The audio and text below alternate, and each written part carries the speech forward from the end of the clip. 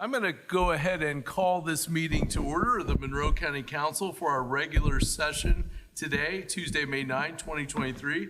It is 5:31 p.m. Welcome, everyone. Here we are. I want to note for a record that we have in the Nat U Hill, we've got Councilor Hawk, Councilor McKim, Councilor Crossley, Councilor Iverson, Councilor Munson, and via Zoom, we have our beloved president, Councilor Wiltz, joining us remotely, and that's why I'm in the presiding chair today. All right.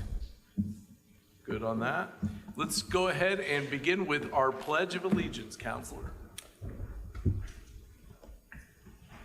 I pledge allegiance to the flag of the United States of America and to the republic for which it stands, one nation, under God, indivisible, with liberty and justice for all. Thank you very much. And that takes us to item number 2 on our agenda. And I want to ask if everyone's had a chance to look. Does anyone wish to add or remove an item from tonight's agenda? Councilor Iverson. Thank you, Mr. Deckard. I would like to amend the agenda and add item 12B, a request from the prosecutor's office to create a new account line to fund 1000-0009 General Fund Prosecutor. Second. All right, we've got a motion and a second to add that agenda item. Any discussion? Seeing none, I'll ask for a roll call vote.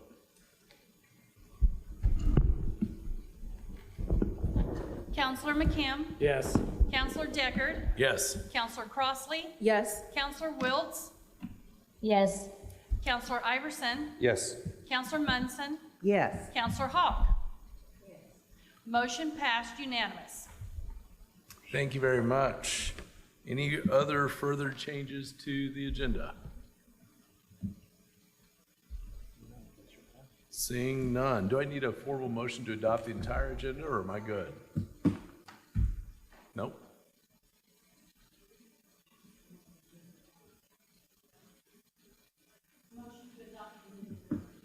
Okay. Do I have a motion to do that? Councilor Iverson. Council, I move to adopt the amended agenda for tonight's meeting. Second. Okay, motion second. Any discussion? Seeing none, ask for a roll call vote on that. Councilor Deckard? Yes. Councilor Crossley? Yes. Councilor Wiltz? Yes. Councilor Iverson? Yes. Councilor Munson? Yes. Councilor Hawk?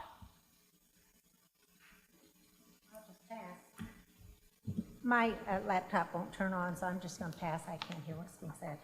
Okay. And Councilor McKim? Yes.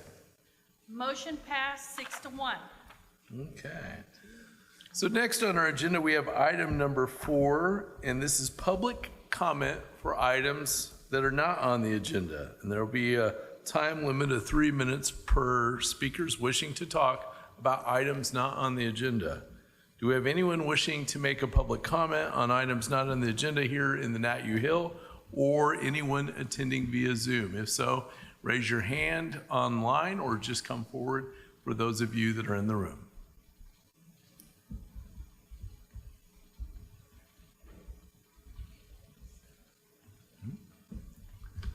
All right. I don't see anything online. Yeah, going once, twice. All right, we'll move on to department updates. Do we have any departments for Monroe County that wish to make an update at this time? If so, I invite you to raise your hand on Zoom or come forward to our podium. Okay. I see our auditor is coming. Good evening, Council. I want to remind everyone, including the audience, that our property taxes are due May 10th. That's very soon, obviously, given today's date. And if you have any questions or you want to check your deductions, you're welcome to call our office. That phone number is 812-349-2510, or you can call my cell phone, 812-360-2338. If you have any questions, we'll be happy to answer those and try to provide great customer service to all of our constituents and property owners. I also want to mention that Bree has just recently emailed you guys an update of the ARPA. Matter of fact, Bree, why don't you speak of it? It's part of the same update, but let's let her talk about it. Good afternoon. I literally just minutes ago emailed you an ARPA status update. It also includes reversion amounts for projects that have been completed. There are only 2 of those, but I just thought it might be nice to kind of see where we are with everything so we can all wrap our heads around it. So please feel free to review. I'm happy to kind of go over it with you at the work session if you'd like, or feel free to email me questions. Thank you very much. Thank you. Any other department heads wishing to do an update? All right, going once, twice. All right, we'll move on to item number 6, and that is council liaison updates. Are there any counselors that wish to provide an update for their liaison activity? I wanted to brag on the airport, but since my computer won't turn on, I can't give you the specifics. But they had a huge increase. Aha, somebody turned it on maybe? I don't know. Anyway, for graduation week and a lot of parents and family flying in, and our airport has to be prepared for all different types of planes that will be coming in and service those people and make sure they get in safely and back out safely. And so kudos to our airport and the staff there getting that done. I would give you the numbers, only I don't have them. Thank you, Councilor Hawk. I want to add, in addition to that, also thank our deputies and other responders who manage traffic control, including the one with us tonight. We're grateful to them, and I know the public doesn't often remember to say our please and thank yous, but this council says our please and thank yous. Other updates from councilors? All right. Going to move on to item number 7 on the agenda. This is boards and commission appointments, and we have one this evening. Council, I move to approve the appointment of Hattie Johnson to the Sophia Travis Grants Committee for a term of 2 years, which expires on December 31st, 2024. Second. Okay. Yes, Councilor Munson. I would like to recognize that Ms. Hattie Johnson is sitting in the audience tonight, and she's waved her hands, and this is just so you all can meet her, because several of us did get to meet her during an interview, and we're so happy to have this proposal tonight. Thank you. All right, any other questions or comments from council? Yeah, Councilor Crossley. I was just going to say that it's a pleasure to have Mrs. Johnson on the committee, and looking forward to all the great work that we're going to do with her joining us. So. Absolutely. Okay. Oh, Councilor Wiltz. Hi, thanks. I was one of the folks who got to meet with Ms. Johnson when she came in to talk to us about the possibility of taking this position, and I just wanted to echo everyone's comments that she's super well qualified, and looking forward to having her work on this committee. And some of you might recognize her name because she was in food services for Monroe County School Corporation for years and years, and I know I saw her name at the top of letterhead and emails coming out about all kinds of things for those schools for a long time. But I just wanted to say welcome and thanks for being willing to serve on the committee. Thank you, Councilor Wiltz. Any other comments or questions from council? All right. So with this, I believe, do we do public comment on this? Yes. I'll open it up for any comments from the public. Seeing none, we will ask for a roll call vote. Counselor Iverson? Yes. Counselor Hawk? Yes. Counselor McKim? Yes. Counselor Munson? Yes. Counselor Wiltz? Yes. Counselor Crossley? Yes. Counselor Deckard? Yes. Motion passed unanimous. Thank you. And thank you very much, Ms. Johnson, for your service. We look forward to it. We appreciate the service you've already given this community. So more to come. That takes us now to item number 8 from the courts. And I believe we've got Judge Dekoff and Lisa Abraham here. Council, I move to approve the court's request for an additional court bailiff position and to simultaneously amend the salary ordinance in Fund 1000-0225, General Fund Courts, with a new account line 14123, Court Bailiff, 35 hours, Civ Pool A, non-exempt, with a May 2023 hiring date. Second. Okay, we've got a motion and a second. Good evening. I'm Lisa Abraham, the court administrator. I am here with Judge Dekoff today. We are asking to change from 2 part-time bailiffs to a full-time bailiff. What I currently have is 2 part-times fill in 1 full-time, of course, with no benefits. 1 bailiff resigned back in October, and I have been unable to fill that spot. I have tried and posted, but no resumes have come in for a part-time. I've just been informed that I have another bailiff. My other part-time one is going to be resigning this summer.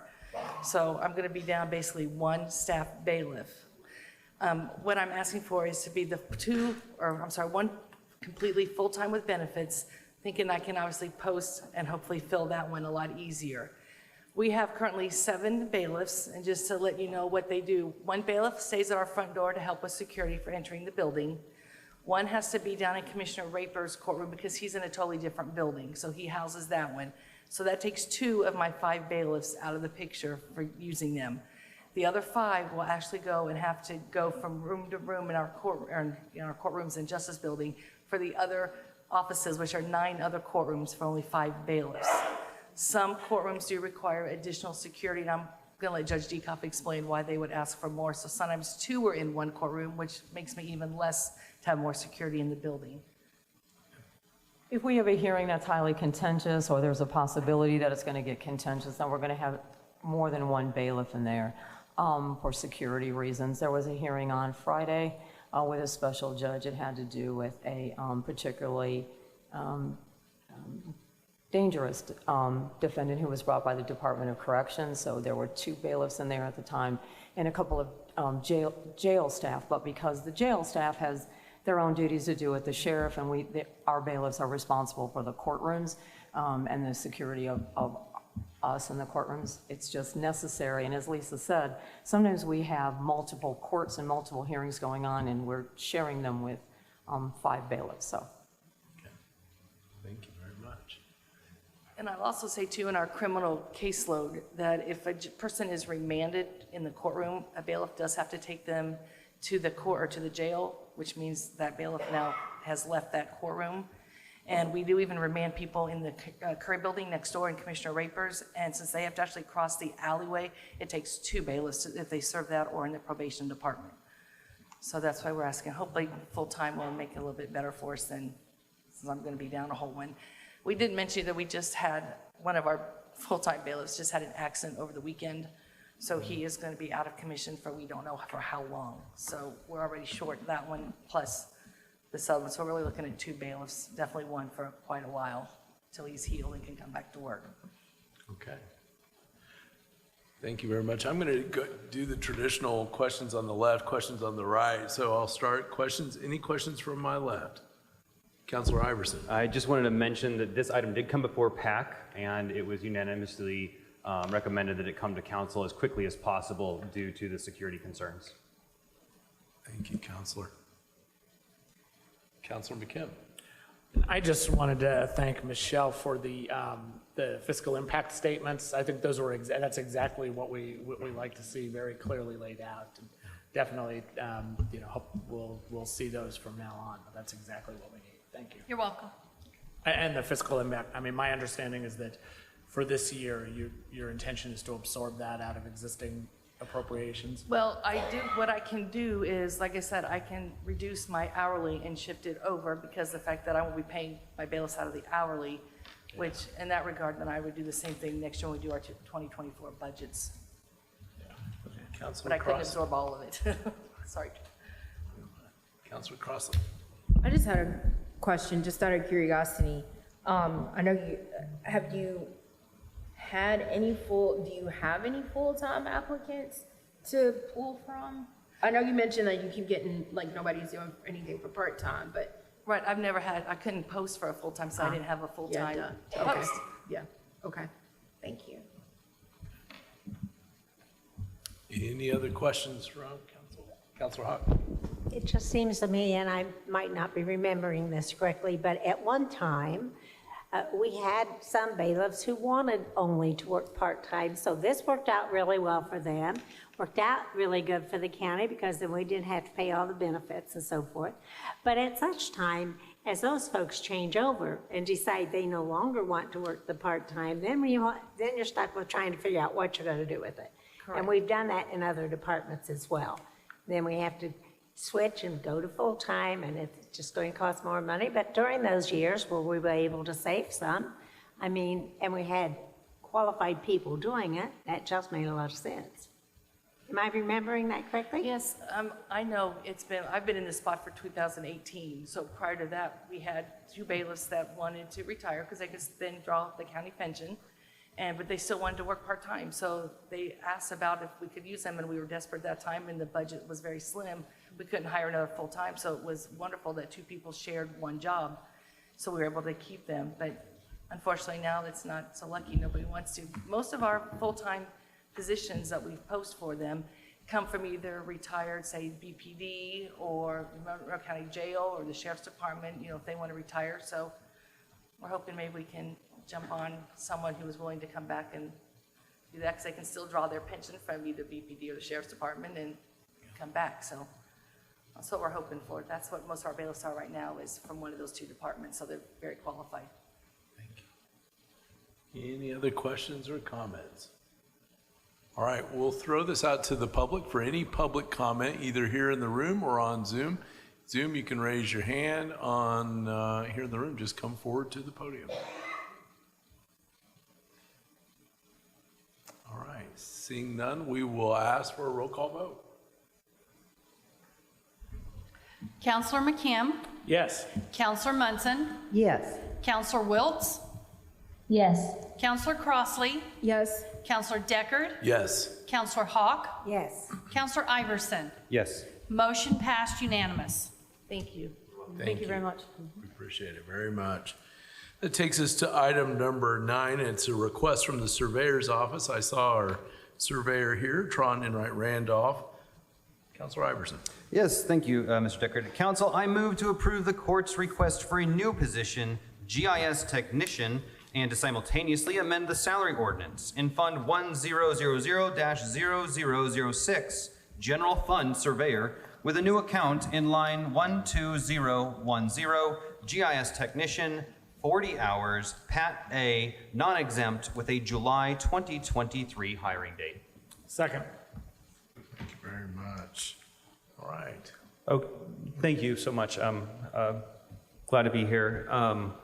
Quickly, we have A and B type requests. We put together a presentation that kind of covers both of them, and then we can bifurcate that and then entertain each one at the appropriate time.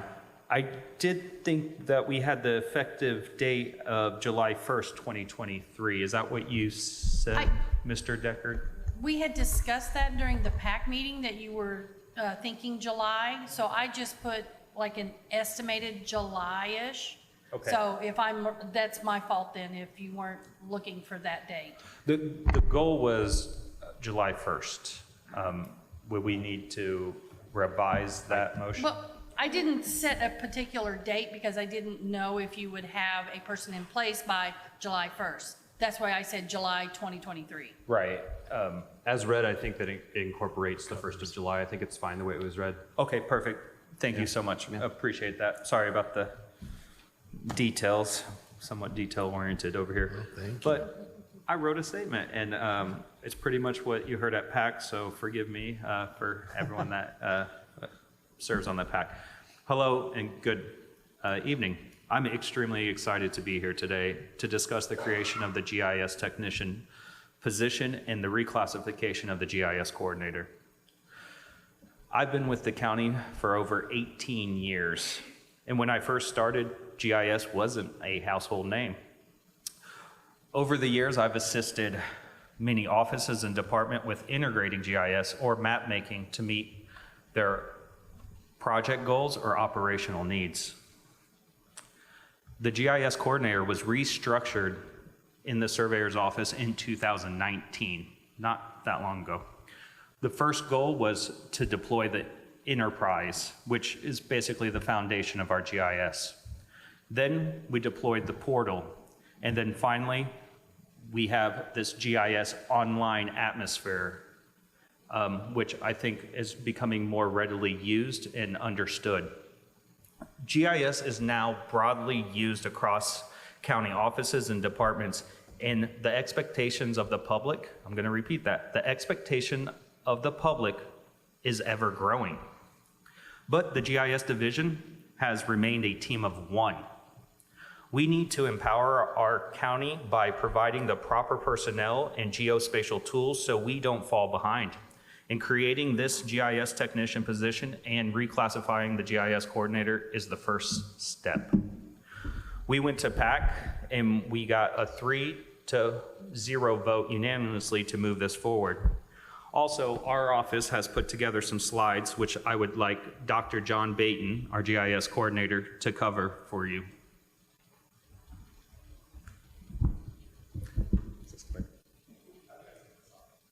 There we go. Can you hear me? Can you hear me? Sorry about that. Hi, everybody. Thanks for having me here. I'm John Baton. I'm the GIS coordinator for Monroe County. I want to say I love my job. It's a pleasure working with my neighbors as a Monroe County government employee and working for my neighbors as a civil servant. I started this position in August of this past year, August of 2022. And what I noticed was that we have a robust GIS at Monroe County already. But what I've also noticed is that this GIS is expanding rapidly and it's also maturing. And what I mean by that it's expanding rapidly is that we have new departments coming on board, trying to integrate GIS into their workflows, as well as existing departments having new employees come on board who need to utilize GIS. We also have a maturation going on in terms of how GIS is actually approached. No longer is it isolated to just desktop environments. Now we have, as Tron said, this online environment where lots of people are really starting to engage with it. What this means with this expansion of use and this maturation of GIS is that we have an increased demand, right, for spatial data, an increased demand for maps and things of that nature, right? This is all right now falling on my shoulders, and a lot of these are kind of rote activities that could be accomplished quite easily with the help of an additional technician.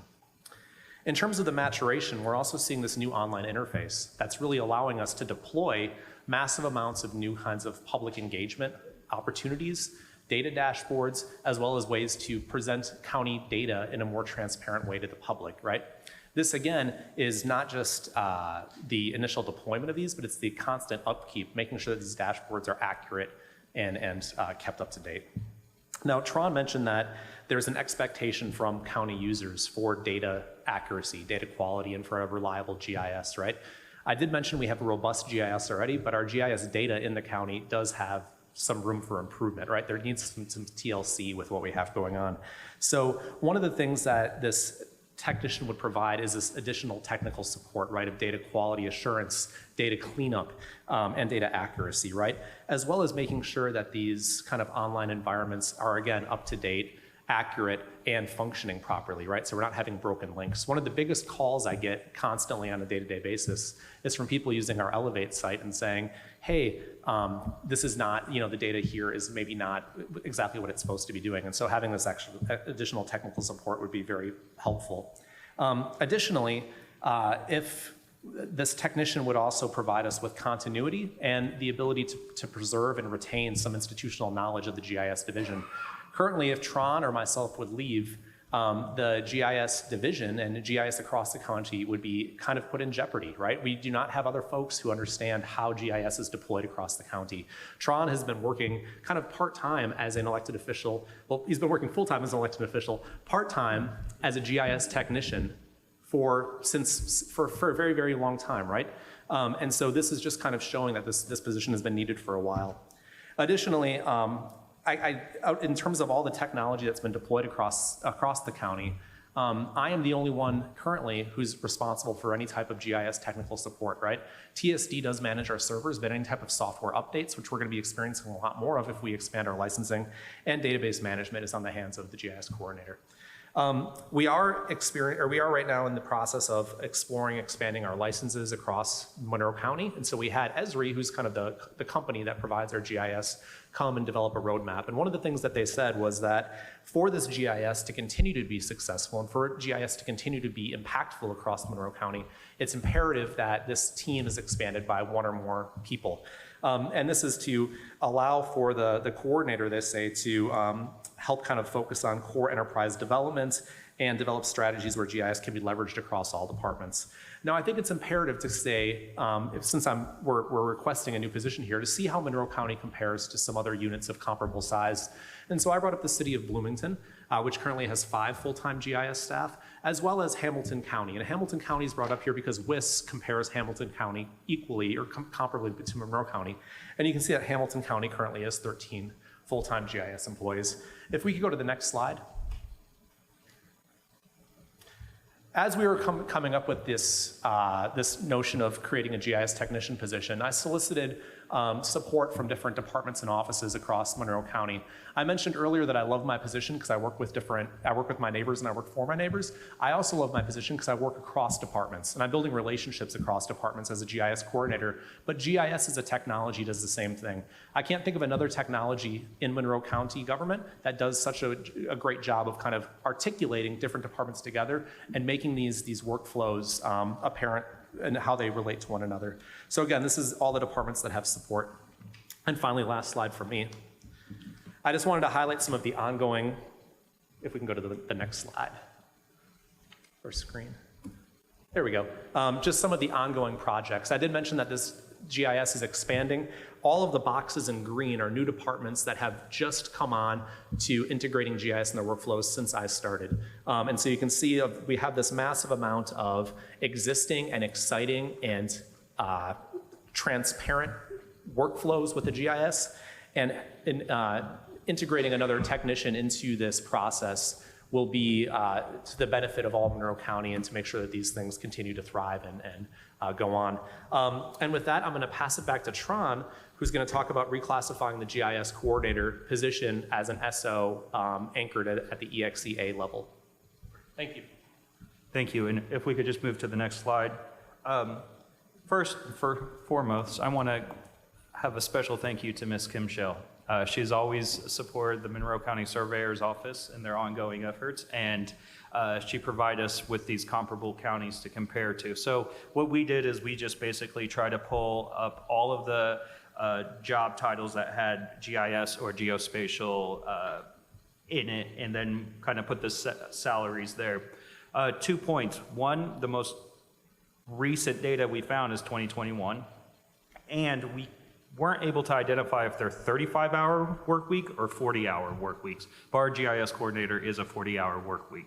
And as you can see, the average of all of them is around 69,686. But when we remove the ones that had technician in the position, it goes way more in line with what our request is. Around 72,344 was what the average was when we removed the technician positions from that breakdown.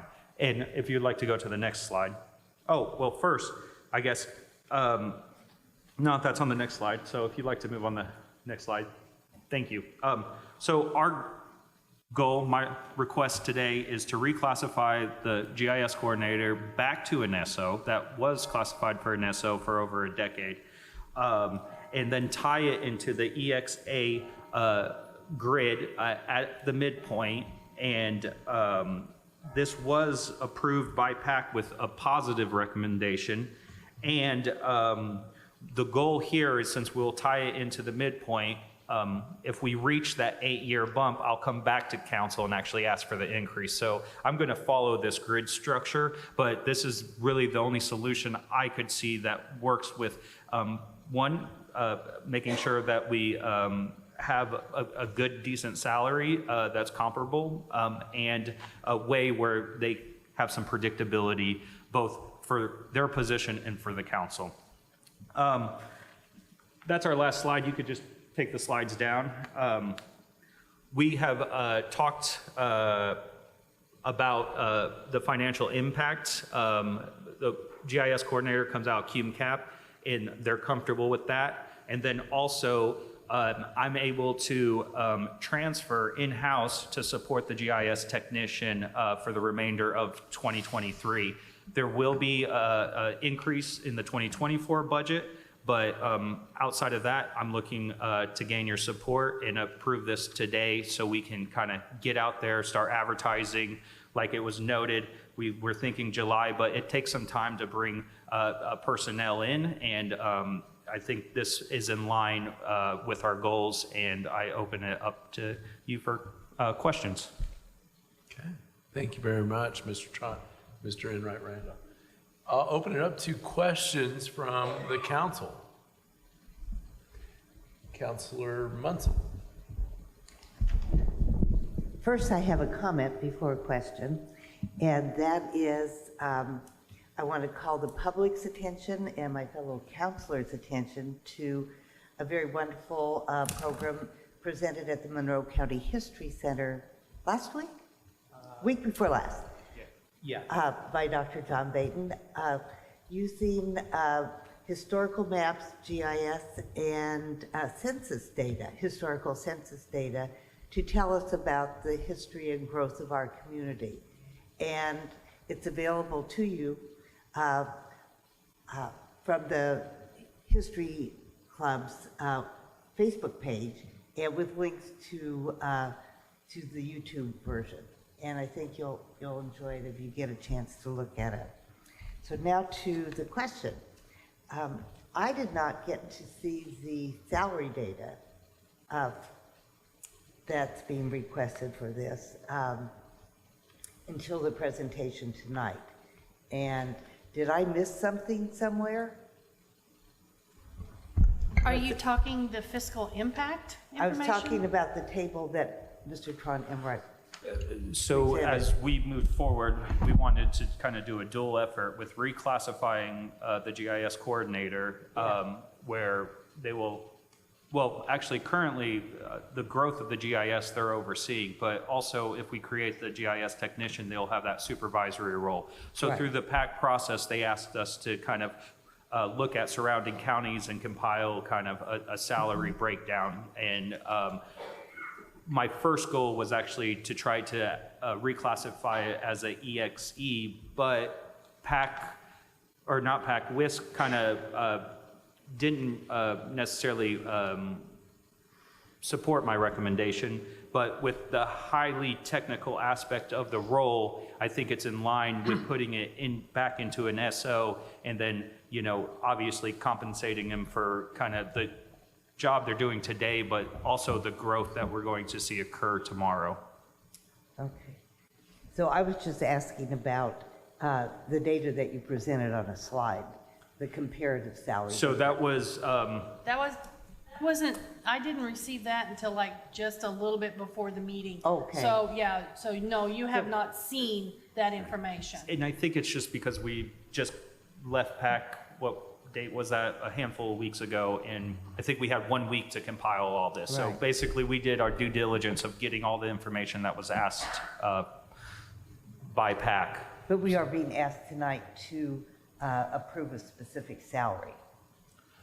Isn't that correct? Yes, the salary recommendation for the GIS coordinator that was from WISC, that's in line. And then the salary request to be tied into the EXE midpoint, EXEA midpoint. So yes, those are our requests.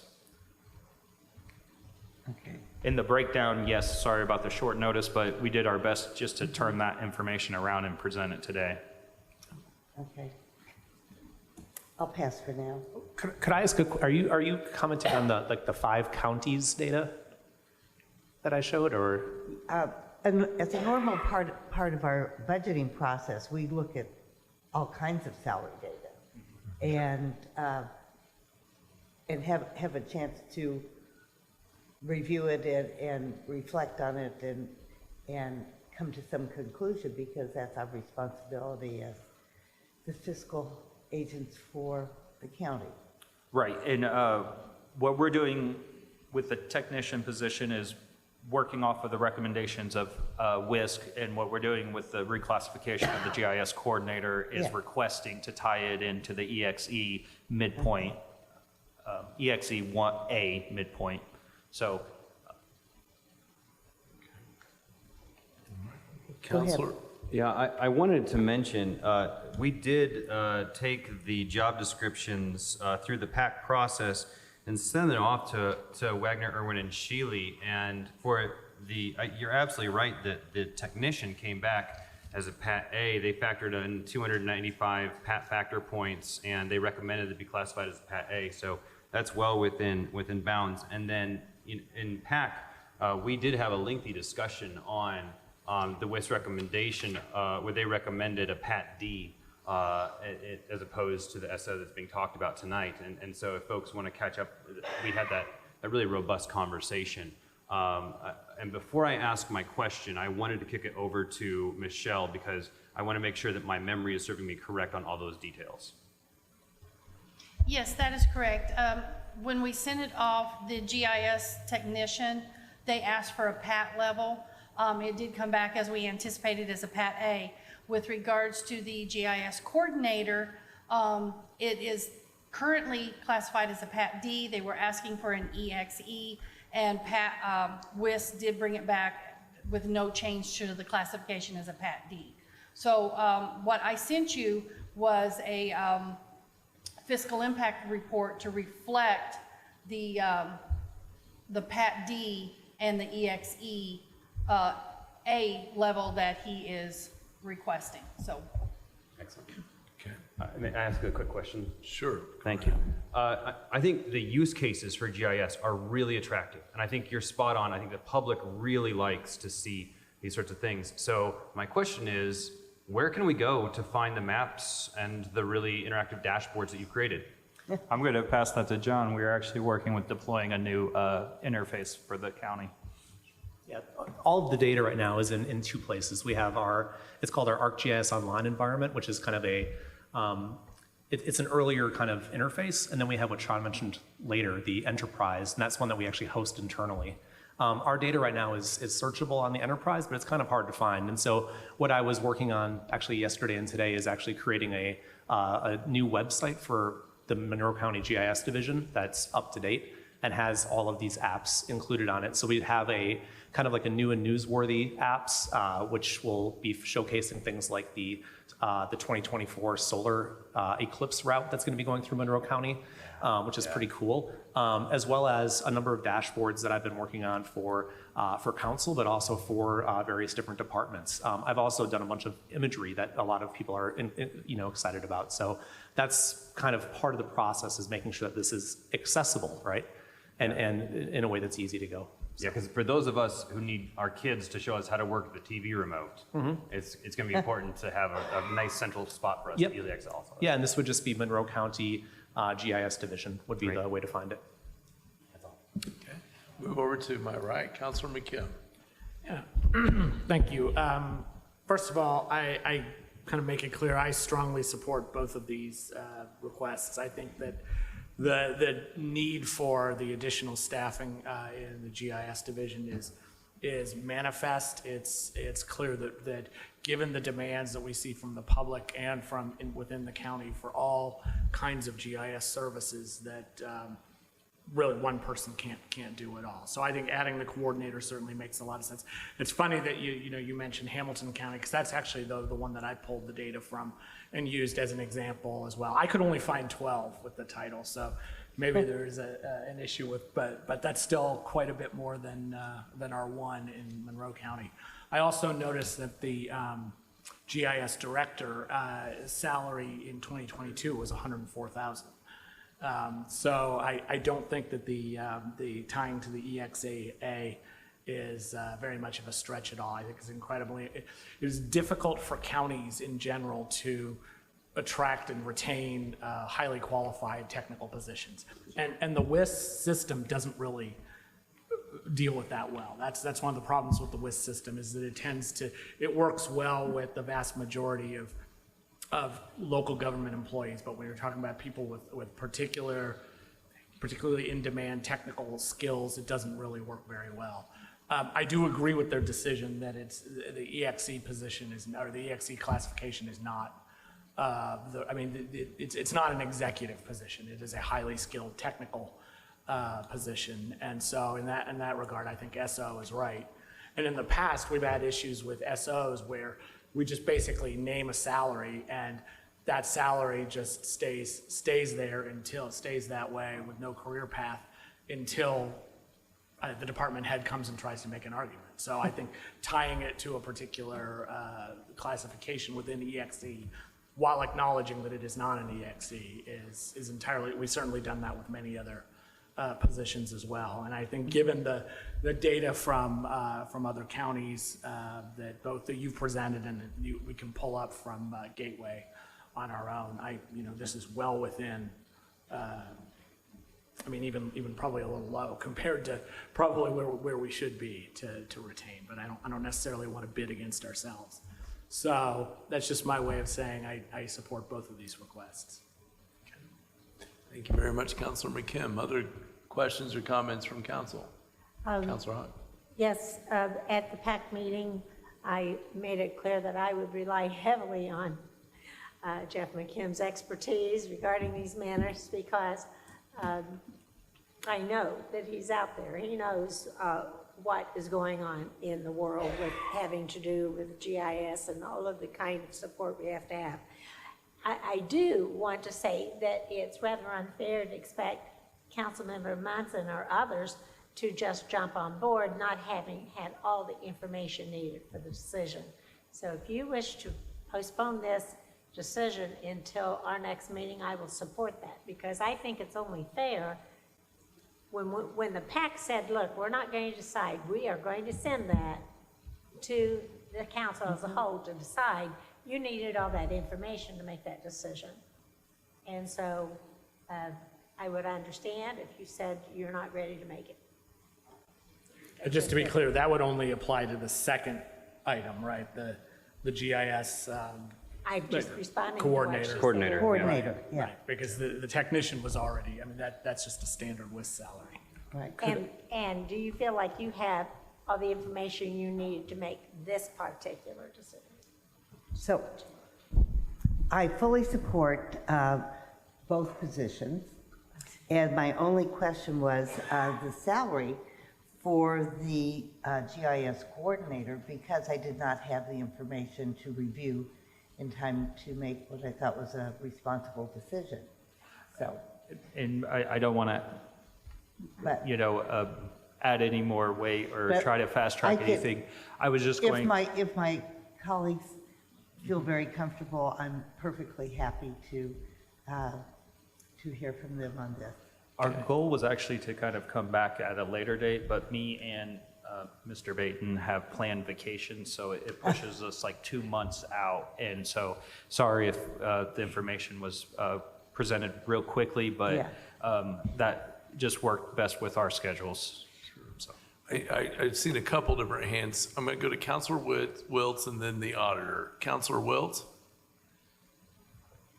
Yeah, thank you. I have a question about the use of Hamilton County as the comparison county. I know you did some other counties on that last list that you had up.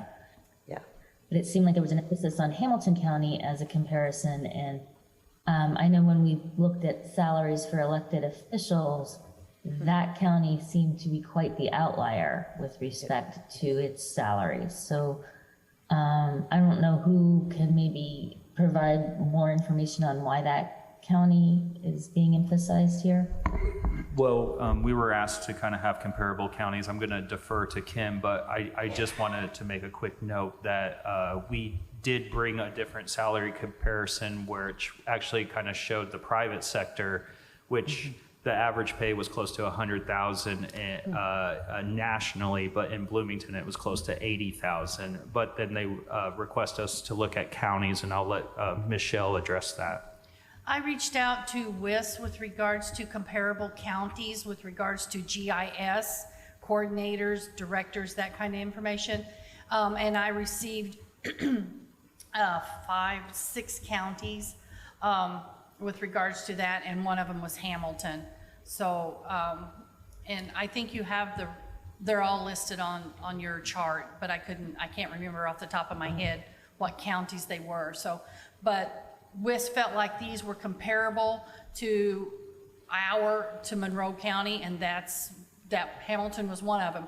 Even though the elected official salaries may be different, the GIS, they thought was comparable. So that's why we went with that. Okay. Auditor Smith. Yes. First of all, I want to point out that this item number 9 has an A and B, and usually we do each one, and then we move to the next one. So I'm only going to address A, but I do want to mention that as the auditor, of course, I'm the statutory keeper of the parcel information for taxation, which is a huge use of the digital data. But our issue is that the complete digital data is so heavy laden with so many attributes that the content creator or content creation person would not have the availability to be the technician as well. And this model, although they pieced it together and they've tried to make it work, I've been doing this for 20 years and they've done a great job, but I don't see how they possibly could have done it. Some of you may know or may not know that I actually had Tron as an engineering student 25 years ago. But I just want you to know that as we model mapping data, when we drill down, we need to be assured that that data is right. Every datum point is dead on. Every Cartesian coordinate is just, those coordination points are dead on. They actually map like datum, straight up and down. If that doesn't happen, we're wasting our data and our time and our energy, and we're having to go back and fix things, which again puts our local income tax at risk at the state level because of these datum points not being correct. So I only want to cover A, but I want to say that I've been involved with our GIS since before 39 Degrees North was a company. Matter of fact, we even helped them get going. And so at this point, the fact that we're still so little is almost just asinine. So when it comes to item A, I respectfully ask you as the auditor and the keeper of the majority of your taxation parcel information to please okay this, because we absolutely need this position as quickly as possible. Okay, thank you, Auditor. Councilor McKim. Thank you. And I kind of wanted to address Councilor Wiltz's concern about using Hamilton County as a comparison. And I think, given what we've seen here from Hamilton County, we're not really using them as a comparison. If we were, we would be saying, we would be suggesting that the GIS coordinator salary is $30,000 more than what is being proposed here. And that we'd be adding several more GIS technician positions. So I think we're just using it as a benchmark, but we're not in any way even trying to come close to what Hamilton County would be paying or their level of staffing. I will say that yes, as Ms. Smith mentioned, item A is on the is on the floor right now, and so my suggestion is we go ahead and vote on that, and then I would for item B, which is the salary increase of the GIS coordinator, I'm willing to support it now, but I'm also just as willing to table it if my colleagues would like to have some chance to review some of that other information. So why don't we vote on A and then read B onto the floor and proceed. Any further discussion on A? All right, we will follow Councilor McKim's suggestion here, and I'll call for a roll call vote on A. Public comment on A. Anyone from the public that wishes to comment, you can come forward in the Nat U Hill room to our podium or raise your hand on Zoom. Okay. Seeing none, we'll do a roll call vote on A. Councilor Munson? Yes. Councilor Wiltz? Yes. Councilor Crossley? Yes. Councilor Deckard? Yes. Councilor Hawk? Yes. Councilor Iverson? Yes. Councilor McKim? Yes. Motion passed unanimous. Thank you, everyone. And so let's go to B now. Councilor Iverson. Council, I move to approve the surveyor's request to change the classification of the GIS coordinator from a Pat D to a special occupation, or SO, having the salary compensation tied to the EXEA 3-year level, and to simultaneously amend the salary ordinance in Fund 1138-0000, Cumulative Capital Development, account line 10023, GIS coordinator, 40 hours, special occupation, non-exempt, with an effective date of May the 8th, 2023. Second. Okay, we have a motion and a second. We'll open it up for discussion. Councilor Munson. I believe we've already had a discussion about this, so I will just offer an amendment to table this item of business, the amended job description and the amended salary ordinance, until our following meeting at the work session. And that should be enough time for all of us to have additional information. Okay. So we have a motion to table. We have a second. Second.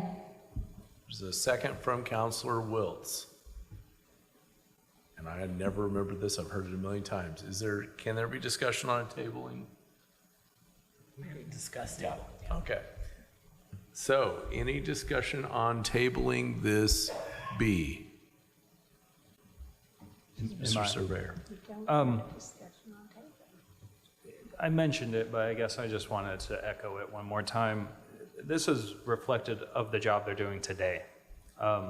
And I don't think it's, I get getting information kind of all at once, but I think it follows the structure that the council has. It reflects to positions that were created that were tied into other positions. Basically, council has a process and I follow it to the letter. Yeah. And to push this down the road, I don't think is ideal because we are already meeting the demand of the growth that has occurred, and they're doing that work today. And I just argue against the need to table it in that one facet, because we probably won't be able to make it back here for a work session and then a regular session for at least 2 months. And that's unfortunate to delay it just due to, you know, the plan time we already have scheduled. And, you know, Mr. Baton has, you know, been here long enough to have vacation time, and you know, I encourage my staff to use that time. Sure, Mr. Surveyor, if I could, I think I would just offer the comment. I think this is an effort to get you where you might need to be and do our technical details that we have to do on our end, much like the technical details you're describing. Mm-hmm. I think you're heading in that direction, and I think that's kind of the sentiment I'm picking up here. So we can figure out logistics on time and that, but this is sort of a thing that I'm hearing from counselors they want to figure out. Other Sounds comments, good. Counselor McKim. And I guess I'm just going to say that, I mean, you don't need to be here to give another presentation. Just provide the data that you've already provided to the council, and have any counselors who have questions or concerns to raise them with you before the meeting. Yeah. I think that's a perfectly reasonable thing to allow the counselors to have the opportunity to review the data presented. Other comments from council? Counselor Hawk? Yes, I think we'd already, I certainly had already said that I would support Councilor's suggestion that we postpone this while we have time to review it. And most department heads would be delighted to hear that we intend to review it and come back for your decision. So be happy about it. I am extremely delighted. I'm just very transparent, and you asked my opinion, and I'm gonna give you my opinion.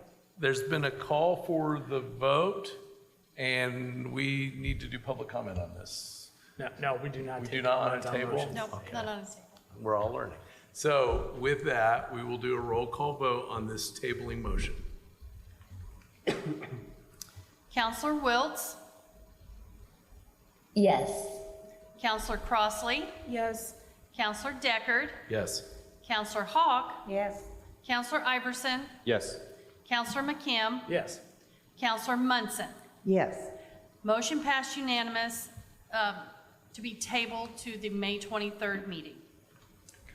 Thank you so much, and I really am ecstatic. Thank you so much for your support. Thank you, Mr. Surveyor. We will now move to item number 10, Board of Commissioners. An item from the Board of Commissioners. Council, I move to approve the Commissioner's request to create new account lines for additional appropriations in Fund 4919-000, Energy Conservation Fund, in the amount of $2,000 in the supplies category and $8,000 in the services category, for a total of $10,000. Second. Got a motion and a second. Looks like we've got Angie Purdy with us today. Welcome, Ms. Purdy. Thank you. Nice to see you guys. I'm here with a rather exciting, I think, opportunity for our community, and that is Mr. Iverson and Commissioner Jones, I think, is also attending. So I don't know if TSC could make her a panelist maybe, but these two have initiated an agreement with the Environmental Resilience Institute and have agreed upon the placement of an IU SPIA McKinney Fellow for the summer and possibly into the fall. And as such, the Board of Commissioners are requesting this funding to pay for that sponsorship for this fellow. And my understanding is the start date is May 29th, the end of this. That's right. Okay. All right, thank you, Ms. Purdy. We will open it up to comments and or questions up here from council. Starting to the left, I see Councilor Iverson. Sorry. Well, I'm clearly excited about this and the partnership that Monroe County is having with Indiana University's Environmental Resilience Institute. I think a lot of times those of us who are politicians run on saying that we're going to work on environmental crisis issues, and I'm very happy that here we are appropriating dollars to do just that. The commissioners unanimously approved this item at their Wednesday meeting. And at that meeting, individuals from the Indiana University Environmental Resilience Institute noted that Monroe County is the first, if not one of the first counties to go through this particular program to make sure that we are fighting the climate crisis and making sure that our community is much more resilient. This program is going to have two deliverables that you'll see in the future. This summer, we'll be working with the McKinney Climate Fellow, Haider Atik, who is joining us via Zoom, and we'll be working on data collection this summer, and that data collection then in the fall will be turned into a climate resilience plan. We are also very thrilled that we are using the Energy Conservation Fund for this purpose. This is a fund that is absolutely a wonderful thing that we have in Monroe County, and those who set it up in the past and had the foresight to do so were just quite wonderful to do. When we work with our city colleagues, a lot of times they'll mention that we have this conservation fund with a little bit of jealousy because the fund has been allowed to grow, and here we are using those funds to appropriate. So I don't know if I'll end my comments there, but just really thrilled for this, and I'm looking forward to voting in favor. Let's see, and I see that we've got Commissioner Jones here as well. I'll invite her to speak in just a moment. Commissioner Jones, you want to say some words on this? You are muted right now. Sorry about that. The commissioners are very much in support of this. This is something that we've actually been looking at for a long time and is a particularly good use of this fund, I think. So I'm just excited that we have someone to help us working on it and that we're going to be moving forward with it with your agreement. Thank you, Commissioner. All right, we'll go to other comments. I'll start with Councilor McKim. First of all, I'm extremely excited about this project as well. Thank you to Councilor Iverson and Commissioner Jones for taking the lead on this. I strongly support it. I do. How much is left in the, or how much is in the Energy Conservation Fund at this point? I want to say 48, but I don't know where I'm coming. I want to say that's about correct. It's around 48, 49,000. And at this point, what goes into that? Is it mainly rebates from? I'm not sure how many rebates we're still getting, but yeah. Okay. That's It would be what- interesting to see a report. I mean, it's not central to my vote here, but it would be interesting to see a kind of a history of that fund and what's still going into it. But We just share it with. but yeah, I'm definitely in support of this. It's great. Okay, shall I be the bad guy down here? Well, I've got Counselor Crossley next, then I will go to you, Counselor Hott.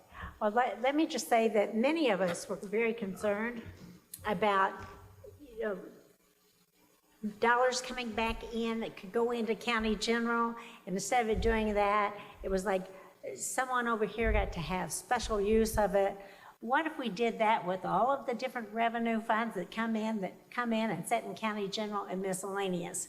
And many times there were people coming back saying they wanted to use some of this, and as I recall, some of the members of the commissioners indicated they did not want to do that. They wanted it pulled back into county general. I don't support this. What I would support is that we support interns coming in to the different departments. The county council had an intern at one time. It was very helpful. But to say that we have, this special money setting aside, that should be closed out, and all of those dollars come back into county general as everything else. Folks, you keep acting like we've got more money than we got sense. At one point in time, we're going to have to figure out, you want all these other things. You can't just keep taking away from the ability to provide the other things, those big important things that we have to do. So, but I said, I get to be the person who says I don't like it. Counselor Crossley. Okay. So just out of curiosity, I see that it says like for summer and possibly fall. If it does go into fall, would you have to come back for an additional appropriation for? We would, yes. Okay. Do you think that you would probably come back? That is a conversation that we need to have probably once Mr. Atik starts. Gotcha. So that we know kind of the flow of the work and the workload and what all can be done. And then obviously in the fall, what complicates that in addition is the classes resume. Got it. So the fall, the summer's gonna be spent doing listening sessions with the public and trying to figure out what risks we are in terms of our resilience and then what solutions that different stakeholders have. But in the fall, it's gonna be writing that resilience plan. So there's just a lot of unknowns right now, but when I do my liaison updates, I'll keep the council up to date as much as I know. Okay, thank you. That probably wasn't a very satisfying answer. No, it was fun. I think, obviously, the climate change is definitely something that's near and dear and it's important. And we see that our fellow folks on the city side have lots of things that they're doing. And, county could, step up to the plate with that. So I appreciate that. Thank you. Counselor Munson. So I want to ask about the source of funding for the Energy Conservation Fund. Where did those funds come from? I was not prepared to answer that particular question regarding this fund, but my understanding is this fund was created a few years ago. Might have been, I don't know if it was in 2013 or 2012. I know that when I came into this position, this fund had been created, and the council at that time, there were some people who liked it, some people who didn't like it. And so I know that there was some issues with this particular fund at that time. What had been going into it, and like I said, I cannot speak that, I don't know that anything has been going into it recently. We had been getting rebates when we were changing out our lighting systems. There were other updates that we did within our different buildings in which we would get a rebate, and that money went directly into this fund. So thank you for refreshing my memory, but I was there back in 2013. And I recall that it was the rebates that went into this, and we thought that was a wise use of collecting these funds so it could be directed toward a program that would be of value to the county. And I want to thank Commissioner Jones and Councilor Iverson for putting this together. I've been hopeful that our county would step forward with these kinds of environmental concerns and planning for the future. Actually, I'd like to hear what Bree has to say. Bree, go right ahead. Just taking a quick look at the ledger for this fund, I agree it's funded by rebates.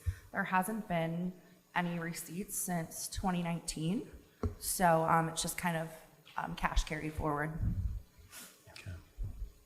Councilor McKim. I was just going to say, since we're talking about the history of this fund, I think what it was originally set up to do, and this was the controversial part that I think Councilor Hawk had issues with, is that the county would set an energy baseline, energy consumption baseline, and any savings from that baseline would, or some percentage of savings from baseline, I don't remember which, would then be transferred into this fund to be used for future energy conservation projects. Now, those transfers, as far as I know, have never happened, or at least have not happened since the beginning. But what has happened is, just deposits from rebates we get from utilities for various lighting upgrades and other HVAC upgrades and that sort of thing. Right, and there was some sort of a commission put together, and they would come forward and say they wanted to spend some of the money, and we would just say no. But, that was back when we tried to keep the money in county general and keep things operating. So don't have to do that anymore, I guess. I wanted to comment on this if I could before we open it up. Oh, actually, Councilor Wiltz, you go right ahead. Thanks.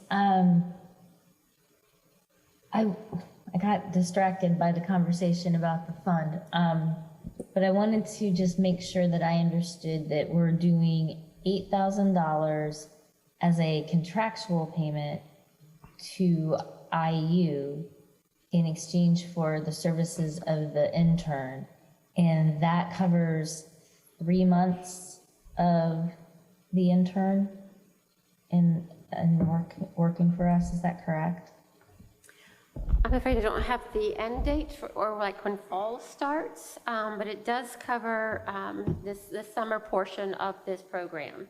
And actually, it's a little bit extra. I believe that the amount that we really have is like $6,000 for this current position and time, and then the additional $2,000 is to give some flexibility to allow for the purchase of supplies if they might be needed.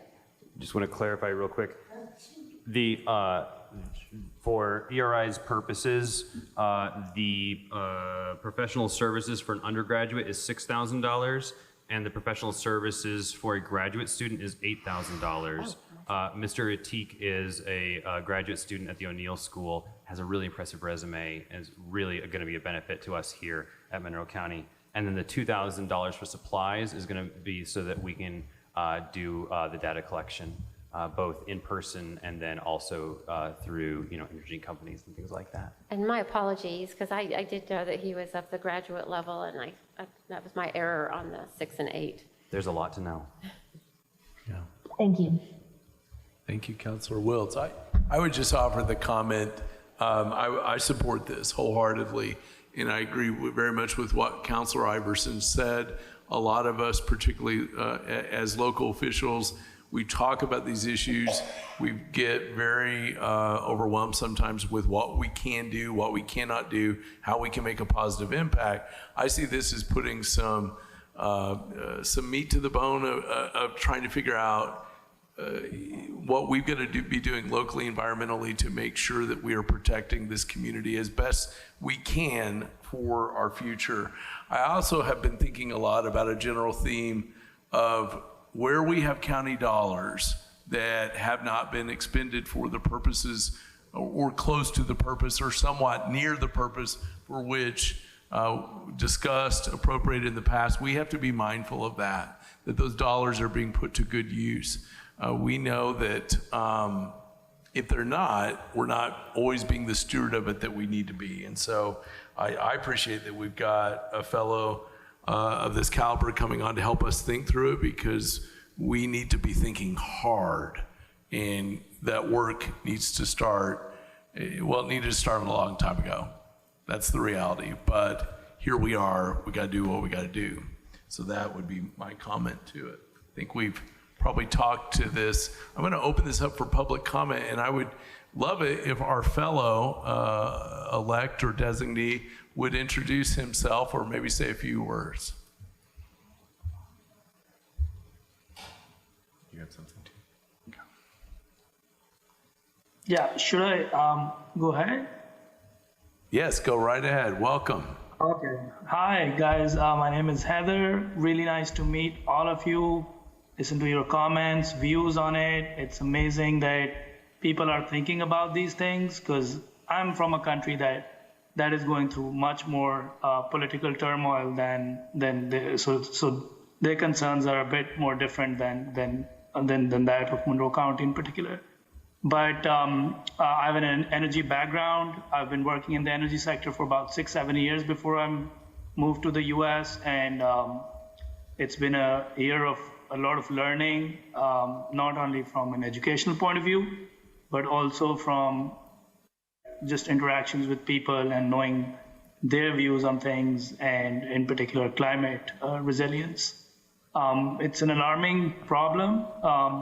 Countries like Pakistan, the country that I'm from, keeping this particular issue on a back burner has, like last year, the floods wreaked havoc in the country, and not having a robust climate resilient plan meant that we were going through recovery process for many months, many lives lost, a lot of infrastructure damage, and that then complicates other issues.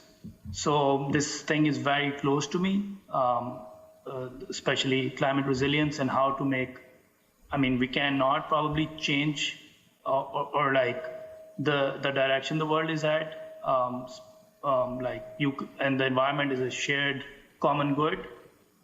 You cannot even isolate Monroe County from it, but what we can do is make it more resilient to whatever climate-related issues we face. So I'm excited to work with Iverson, Mr. Iverson, and get feedback from communities, how their priorities are, and maybe design an assessment that is based on what is more practical and applicable. Thank you so much. And Molly Turner King, you had some comments here in the room. I did locate the ordinance that established this fund, and it was established on May 10th of 2012, so almost 11 years to the date. And I can share my screen if you'd like, which will provide some clauses on the funding sources, if you still want to know the history of the fund. Sure. Yeah. Or I could email it to you. My suggestion is we receive that in email accompanied by the list of deposits that were made. We still have another 12 items left on the agenda. Yeah, so we do. Unless it's essential for the vote. I will provide that ordinance by email. Thank you very much. We've also got a hand raised, Mr. Jim Shelton.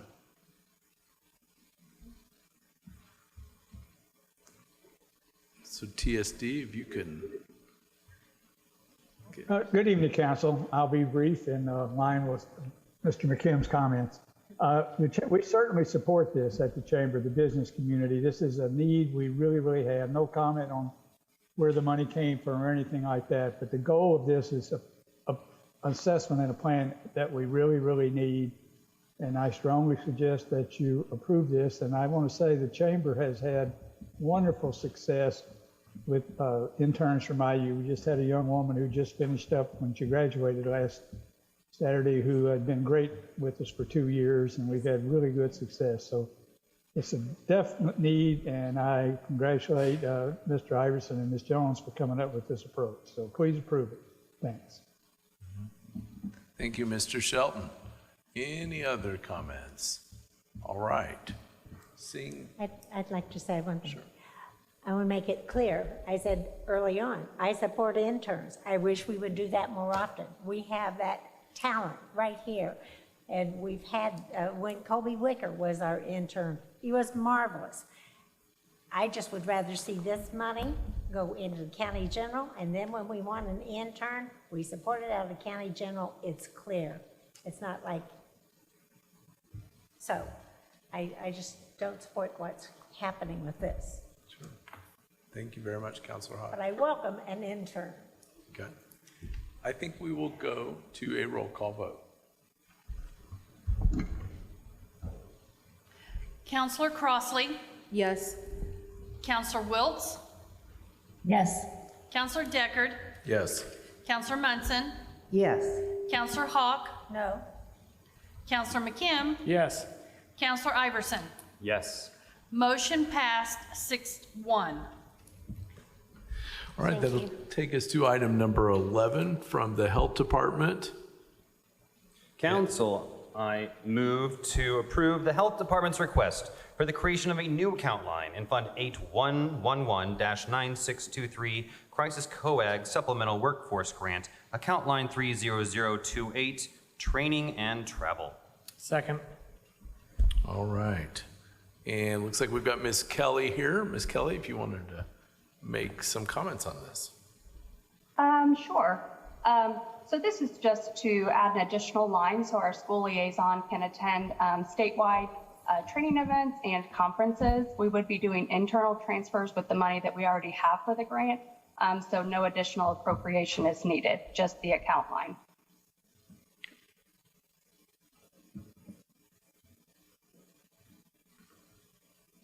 All right, I'll open this up for questions, comments from council. Seeing none, we will open this up for public comment.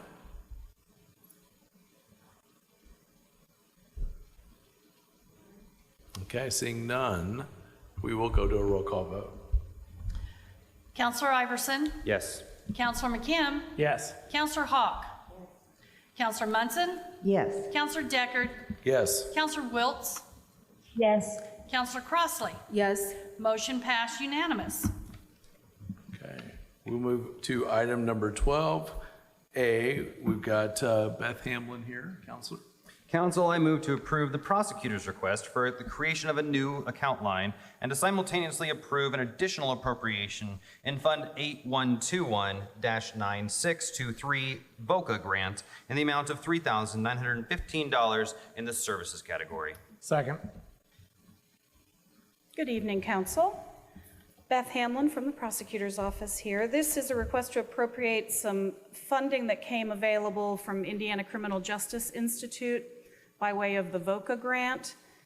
It's supplemental to the larger grant that we received for our Victim Assistance Department, and this is to send them to a national training in September with the National Center for Victims of Crime. We will open it up for questions from council. Any questions at all? All right, seeing no questions, we'll open this up for public comment. Seeing no public comment, we'll go to a roll call vote. Counselor Munson? Yes. Counselor McKim? Yes. Counselor Crossley? Yes. Counselor Wiltz? Yes. Counselor Hawk? Yes. Counselor Iverson? Yes. Counselor Deckard? Yes. Motion passed unanimous. Okay, we'll move now to item number B. This is the additional item on our agenda, Counselor. All right, number B. Council, I move to approve the prosecutor's request for the creation of a new account line in Fund 1000-0009, General Fund Prosecutor, account line 30013, Professional Services. Second. Thank you so much for putting this on today.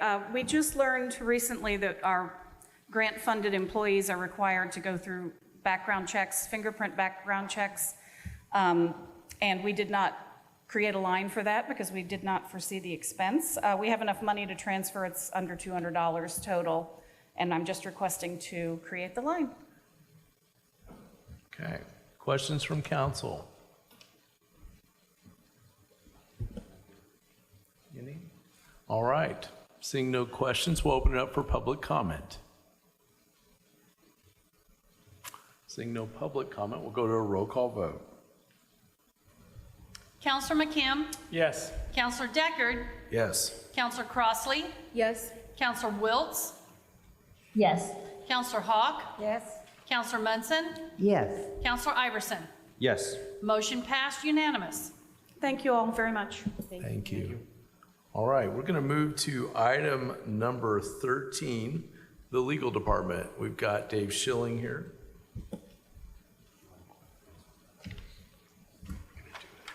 Good evening. Let me read the motion, please. Thank you. Council, I move to approve the legal department's request for an additional appropriation in Fund 1000-0277, Legal Fund, General Fund Legal, in the amount of $30,000 in the services category. Second. Thank you very much. Dave Schilling from the Legal Department, requesting an additional appropriation of $30,000 for our litigation deduction line. And we have two litigation lines in our budget. One is called litigation, which we use for depositions or things like that. And that's originally appropriated at $1,000 each year. We have a second litigation line called litigation deduction, which is what we use for our insurance defense cases. And that's appropriated at $30,000 a year. For the last couple of years, however, we've been involved in two lawsuits that are not covered by the Insurance Defense Counsel that we hire. One is the Huff case, and the other is the county's case against the United States Forest Service. And this year, those two cases have, we've paid bills of $29,000, a little over $29,000 for. So between the two litigation lines, we have about $31,000. We paid out $29,000. We're going to be facing more insurance bills as the year goes on. The U.S. Forest case, I don't think we will receive much billing for the rest of this year. It's sort of on hold in the Seventh Circuit. And the Huff case, it just depends on when the Southern District of Indiana Federal Court rules on our motion to dismiss. And if that happens later in the year, then we might incur some more legal fees at that time. But right now, we're kind of in a quiet period. Thank you very much, Mr. Schilling. We'll open it up for questions or comments from the council. Councilor Iverson. I certainly support this and ongoing work the legal team is doing, so thank you. Councilor McKim. I'm just going to say I'm going to pass on this because I'm recusing myself from anything involving the U.S. Forest Service litigation. Thank you, Councilor. All right. And I did not support suing the United States government, so I will be voting no. Didn't support that to begin with. Okay. Thank you, Councilor Hawk. Seeing no further comments, I'll open it up for public comment. Seeing no public comment, we will do a roll call vote. Counselor Crossley? Yes. Counselor McKim? Abstain. Counselor Wiltz? Yes. Counselor Hawk? No. Counselor Iverson? Yes. Counselor Deckard? Yes. Counselor Munson? Yes. Motion passed 5 to 1 no, 1 abstain. Thank you very much. Thank you very much. Thank you, Mr. Schilling.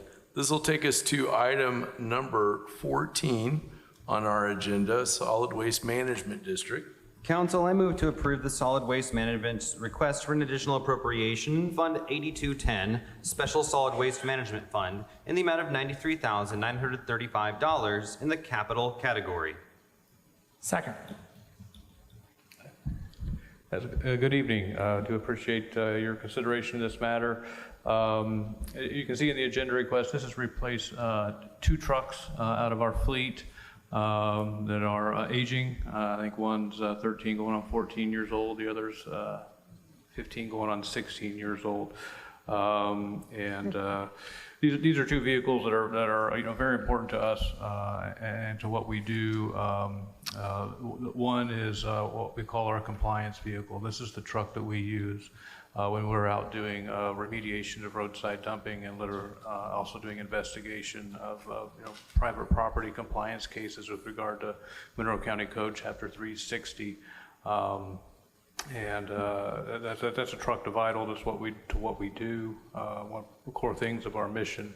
The other is what we call our landfill vehicle, and that truck's pretty much dedicated to our staff that do the monitoring compliance of the Monroe County landfill. And again, both of these trucks are aging and showing their age.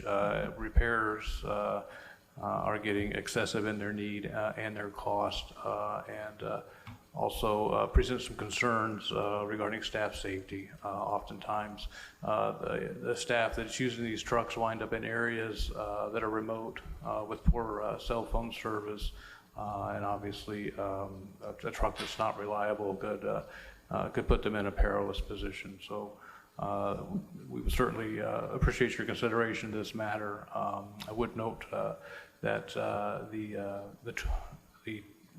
F-250, the compliance vehicle, was something we had planned to replace in 2024. Unfortunately, after recent repair work, we were advised that what they did was a temporary fix and we needed to get that truck replaced ASAP. Thank you very much, Mr. McGlasson. We'll open it up for questions or comments from council. To my left, Councilor Munson. After hearing about the repairs on these 2 vehicles, year after year after year, I want to assure my fellow councilors and the public that it is time to invest in different vehicles. Thank you, Councilor Munson. Councilors to my right. All right, seeing none, we'll open this up for public comment. Actually, I was just going to make a comment that although I was unable to actually attend the board meeting where this was approved because I was on business travel, we did discuss it extensively at the executive committee meeting, looked at the financing, looked at the available cash reserves, and I definitely support it as well. And might I just say, I did ask him if he had reviewed that since he's on the board. He said he had, so our budget guru said go for it. Thank you very much. All right, any further from council? Seeing none, I'll open it up for comments from the public. Those in the room can come forward to the podium or raise your hand on Zoom. Seeing none, we'll do a roll call vote. Counselor Crossley? Yes. Counselor Wiltz? Yes. Counselor Hawk? Yes. Counselor Iverson? Yes. Counselor Deckard? Yes. Counselor Munson? Yes. Counselor McKim? Yes. Motion passed unanimous. Thank you very much. Now we go to item D. Council, I move to approve that council officially accept responsibility for post-closure care on behalf of the Monroe County Solid Waste Management District pursuant to Indiana Administrative Code 329 AIC 10-39-3. Second. Thank you. Mr. McGlass. Again, thank you. This an annual thing for the district's perspective. It's an annual housekeeping measure.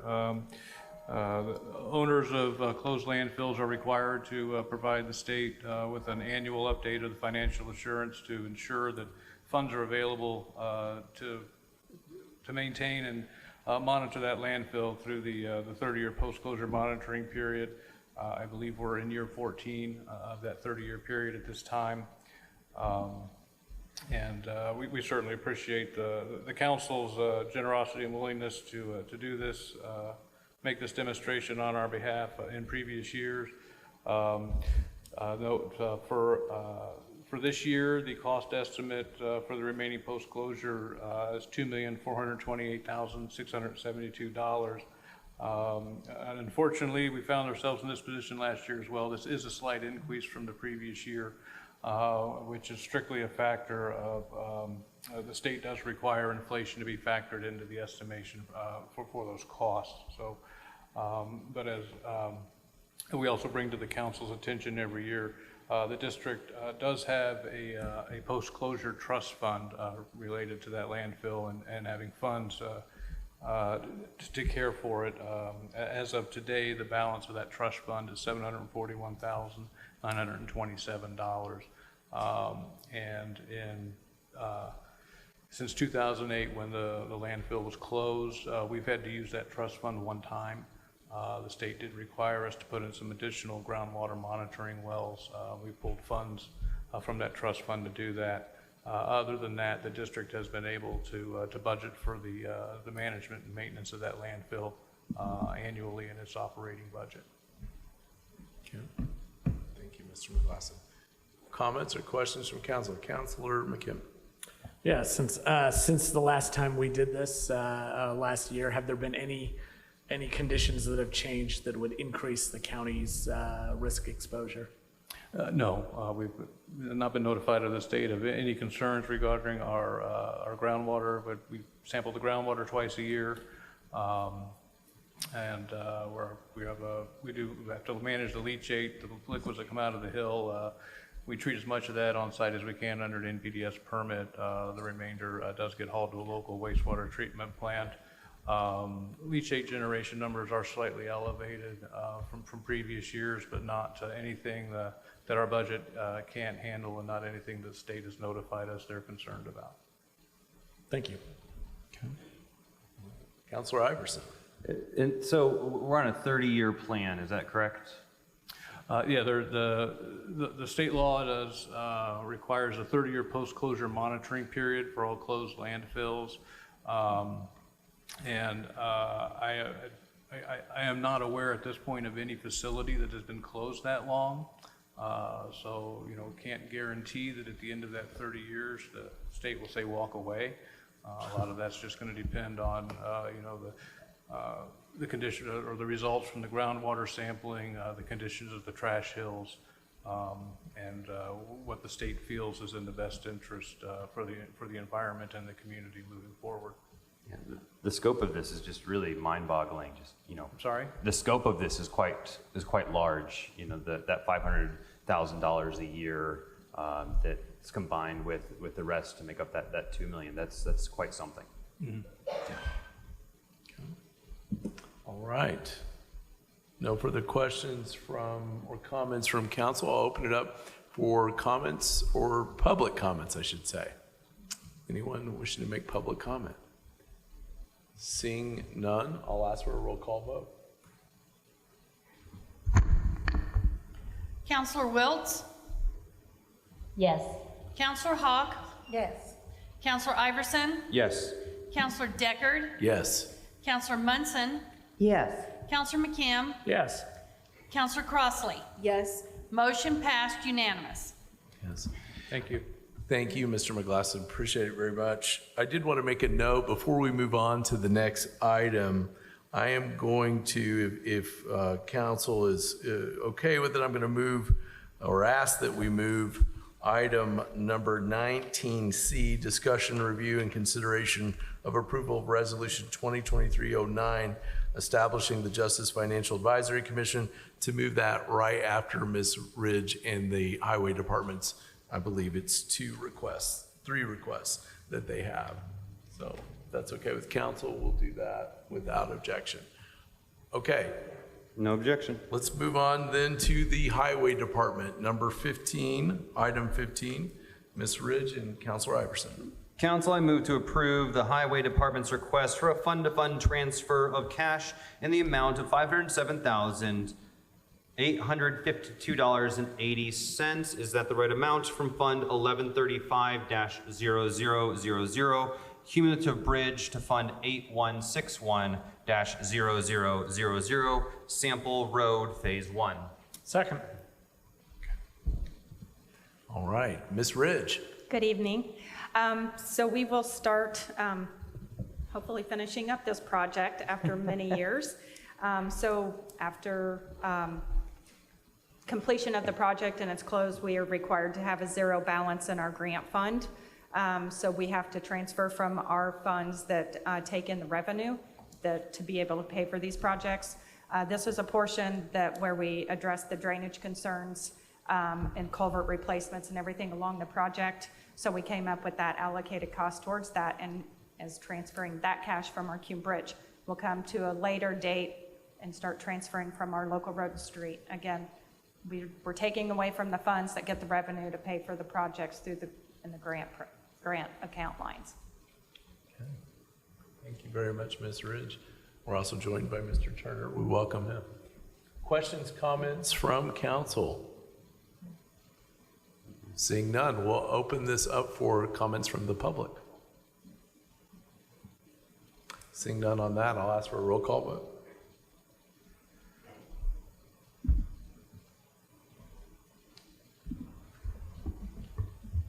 Counselor Iverson, Yes. Counselor Wiltz, Yes. Counselor Hogg, Yes. Counselor McKim, Yes. Counselor Crossley, Yes. Counselor Munson, Yes. Counselor Deckard. Yes. Motion passed unanimous. Thank you very much. That'll take us to 15B. Council, I move to approve the Highway Department's request for an additional appropriation in Fund 1176-0000 Motor Vehicle Highway in the amount of $1,130,000 in the supplies category. Second. I was trying to get Mr. Turner up here to present this, but. And I wanted to say hi to Charlotte. Actually, Charlotte hired me almost 36 years ago. So That's great. I don't know whether to thank you or not, Charlotte. Yeah. We will thank Charlotte. Welcome back to the courthouse, Commissioner. Good to see you. So yeah, we have built a pretty big paving program, as you all know, because you've assisted us in funding from your rainy day fund of $1 million, community crossing funds, last July call, this January call, ARPA funds to help us with subdivisions, and it's greatly appreciated. We are asking to take $1 million from our cash balance in MVH to also use those funds, and it is all going to paving. Okay. We'll open this up for comments or questions from counselors.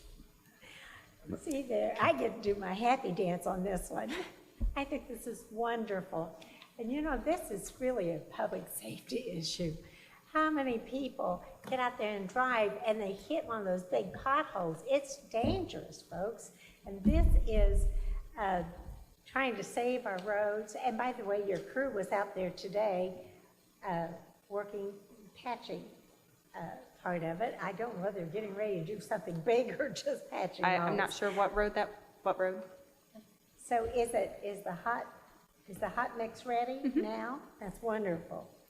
Okay, well, anyway, thank you very much. We have a long way to go. This is a big hurdle, but does it address all the needs that we have out there? Absolutely not. I'm not sure if you get the emails, the phone calls that we get on a daily basis. We have almost 710 miles of roadway, and our hope is to get 46 miles done with the money that we're doing this year. So the need is always going to be there. We're just trying to make a difference and do the best we can. Thank you, Ms. Ridge. Other comments, questions? Councilor Iverson. I will just note that if you can make Marty Hawk dance, then you're doing something right. That's pretty interesting. I will say though, I have had someone come up to me very recently who lives down by Lake Monroe and was singing your praises. They were just really excited about all the work that you're doing, not only down where they're from, but also throughout the county. So we're also hearing good things. Thank you. We appreciate that. I have to commend Toby and the two assistants at the garage. They're the ones that really put these numbers together, inspect the roads, and prioritize. Some people don't some residents probably don't understand how we choose these roads, and if we could choose more, we would. If we could stretch that dollar farther, we would. But our MVH budget and bituminous also goes to patching, crack sealing. It has to cover everything, not just the paving. So kudos to the group out there, the crews, because everybody works to stretch those dollars and come up with a good plan and prioritize these roads. Well, I just want to add congratulations on all the work that you do to bring money here. You are one of the most popular Monroe County officials to the state, and you have built a beautiful partnership with them in that. So we appreciate your work on that. It does not go unnoticed. And I know the residents may not always say it or feel it, but deep down that's there. Thank you. All right, seeing none. We'll open this up for comments from the public. Seeing none with that, we'll do a roll call vote. Counselor Iverson. Yes. Counselor Declerk. Yes. Counselor Hawk. Yes. Counselor Crossley. Yes. Counselor McKim. Yes. Counselor Wiltz. Yes. Counselor Munson. Yes. Motion passes 7-0. Okay. We'll now go to item C, also from the Highway Department. Council, I move to approve the Highway Department's request for an additional appropriation in Fund 9106-0000 Community Crossings Matching Grant in the amount of $674,963.02 in the supplies category. Second. All right, Ms. Reg. So in the July 2022 call, that was awarded, I believe maybe November, December. So the county was awarded the 1.2 million, which is basically double of what the CCMG award is. After we did bids, the bid came in at, well, I guess double of $674,963.02. That is what the state sent to us for that community crossing matching grant program. And then our funds will supply the remainder of the $674,000. The roads that were in that call, I believe, have been paved. Just completed last week. We had the funds existing in the existing lines already. Those roads were Harmony Road, Steinsville Road, Union Valley Road, and Chapel Hill Road. So yeah, and then we'll be back to ask for the $1 million match from the January call in the next month or so. Pretty hard to do that paving when the tree's right in the way. With what? There was a tree down on Union Valley Road. Was that in the middle of the? I think it was right after I saw where we had gotten a call on that. Of course, there was a crew out, but all of a sudden there's a tree just went over. No storm or anything. Okay. Other questions, comments? Just keep it coming. Congratulations on the $1 million for this year's cycle. Thank you. It's definitely a group effort. Well, you do a great job. All right.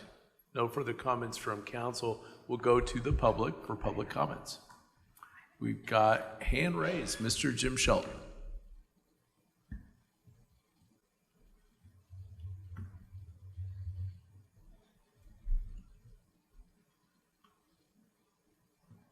Good evening again. I just want to say ditto to Mr. Deckard and Mr. McKim.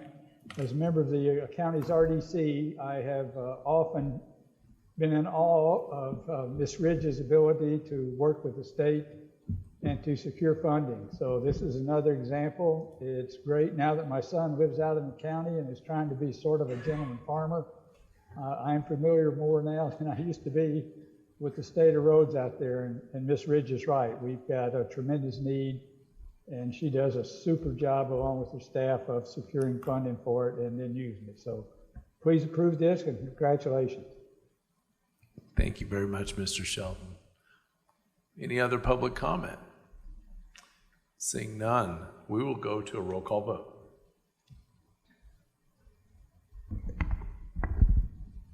Counselor Deckard. Yes. Counselor Wiltz. Yes. Counselor Iverson. Yes. Counselor Crossley. Yes. Counselor McKim, Yes. Counselor Hawk, Yes. Counselor Munson. Yes. Motion passed unanimous. Thank you.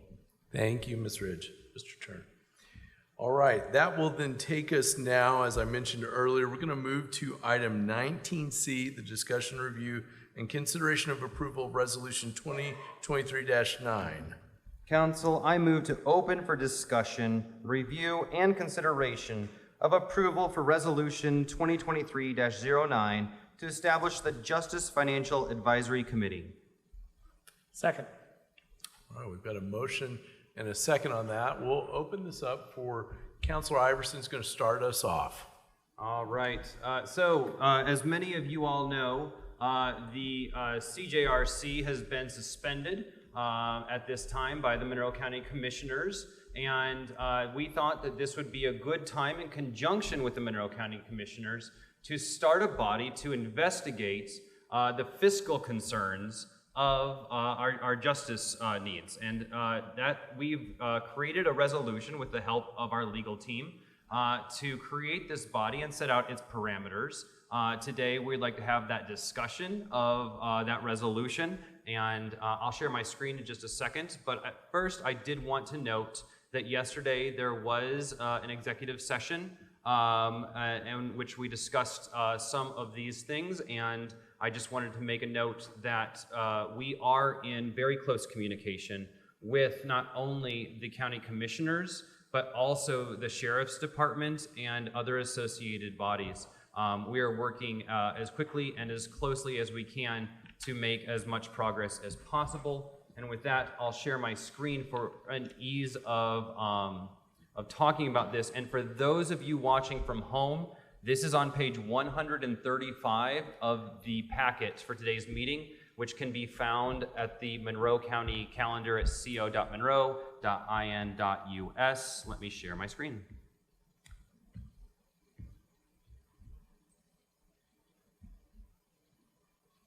All right, so we are going to skip down to the now therefore be it resolved that the Monroe County Council would create this JFAC.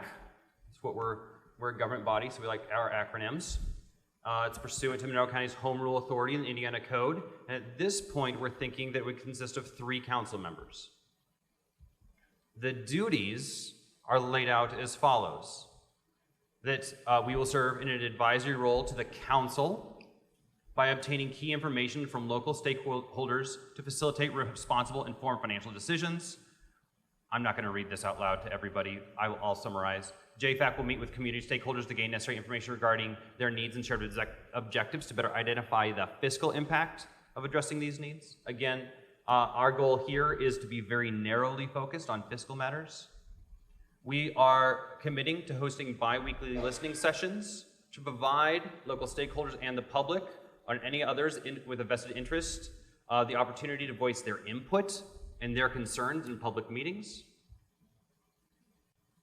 And we will make recommendations back to the council, and we wanted this to be clear that we wanted this to be time sensitive. We didn't want this to lag on forever and ever.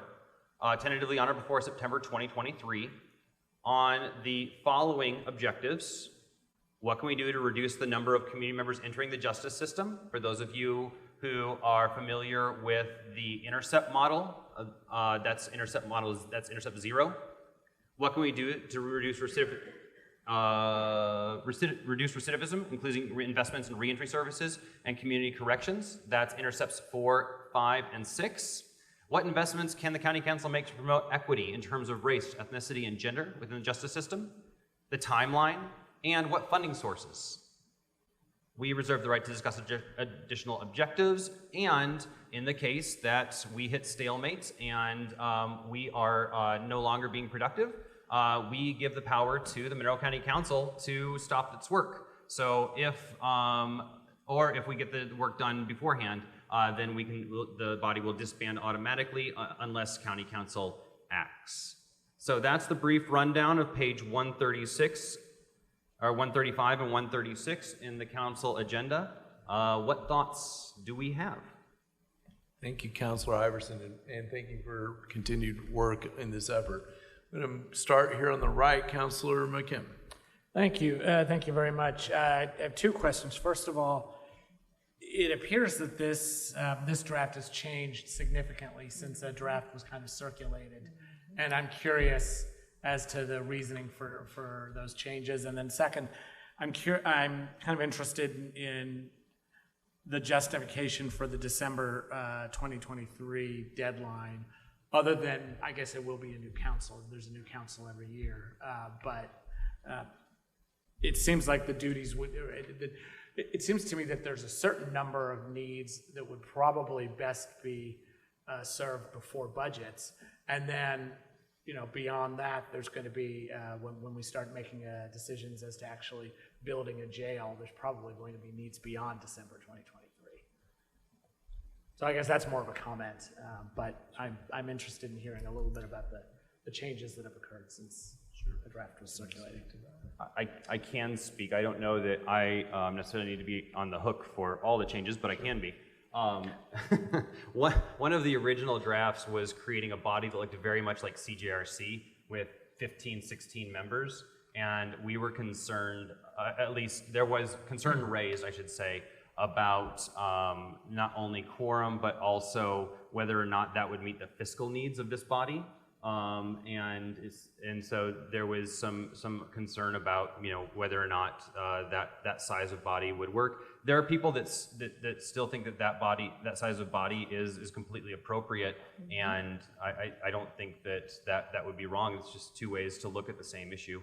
I know there's also been some concerns about if we were to go out and do listening sessions out in the public, what Indiana's open door law would say about that. And there's been ongoing conversations about, you know, what does a committee of the council look like in terms of quorum and in terms of those sorts of things. But I think Councilmember Wiltz has also been involved in many of these conversations, as well as Councilmember Crossley. So I think I'll kick it over to Councilmember Wiltz, if that's all right with you. Yeah, Councilor Wiltz.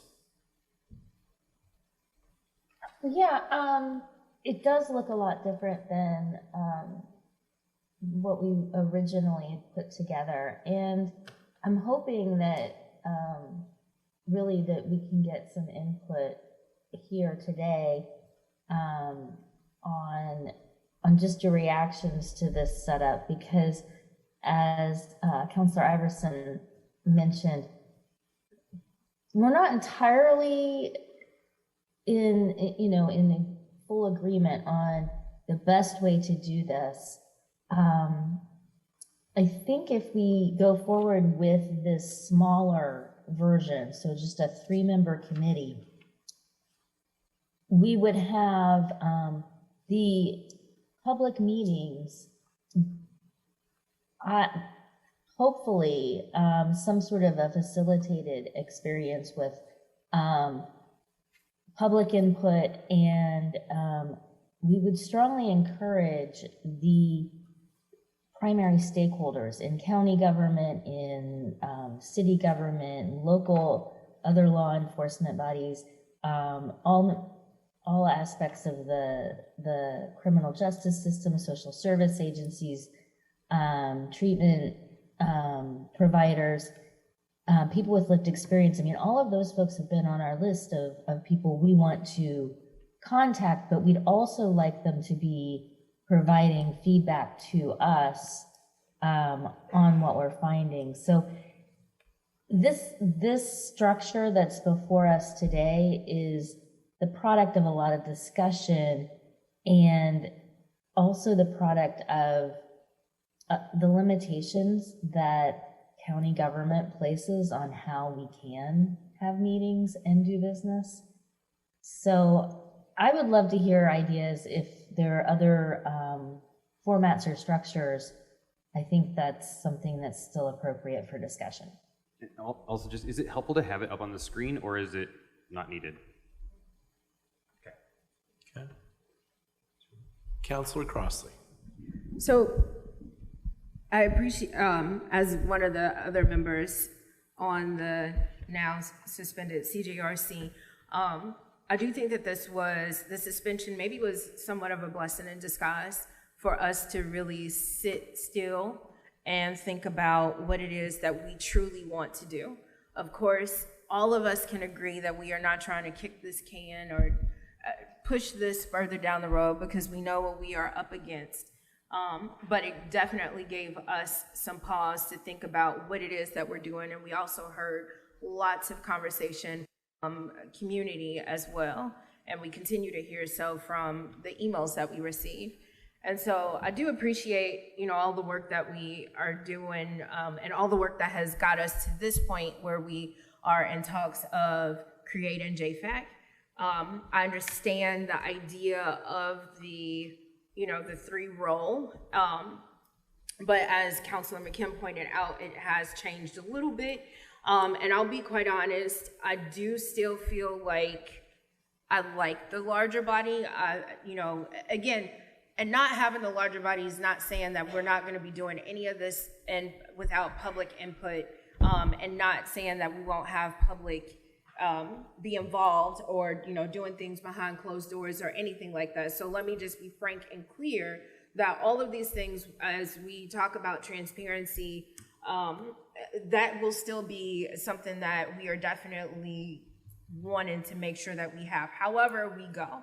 But for me and myself as one person, I do feel like, even with the CJRC, we never really had issues with quorum. And I do think that those committee members that were there, that if we do decide to go to a larger body, that folks will still continue to be committed. We all are committed, and I don't think quorum would have an issue of this. I understand that sometimes when you have a larger body, larger things, like trying to make decisions happen, but I do feel like if we have a clear understanding and clear expectations of what it is that we are asking for our committee members, if we do decide to go larger, that we will, there's no doubt about it that I don't feel like we will keep moving on this train and making sure that we are focused and laser focused on the issue at hand and the timeline that we are. And I think maybe that was something that was lacked in our CJRC, and that's not to say anything bad about anybody, so please don't mistake anything that I'm saying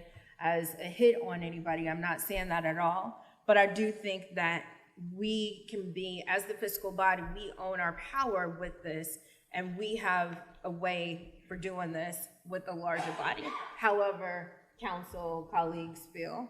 So that's just what I have to say. Thank you, Counselor.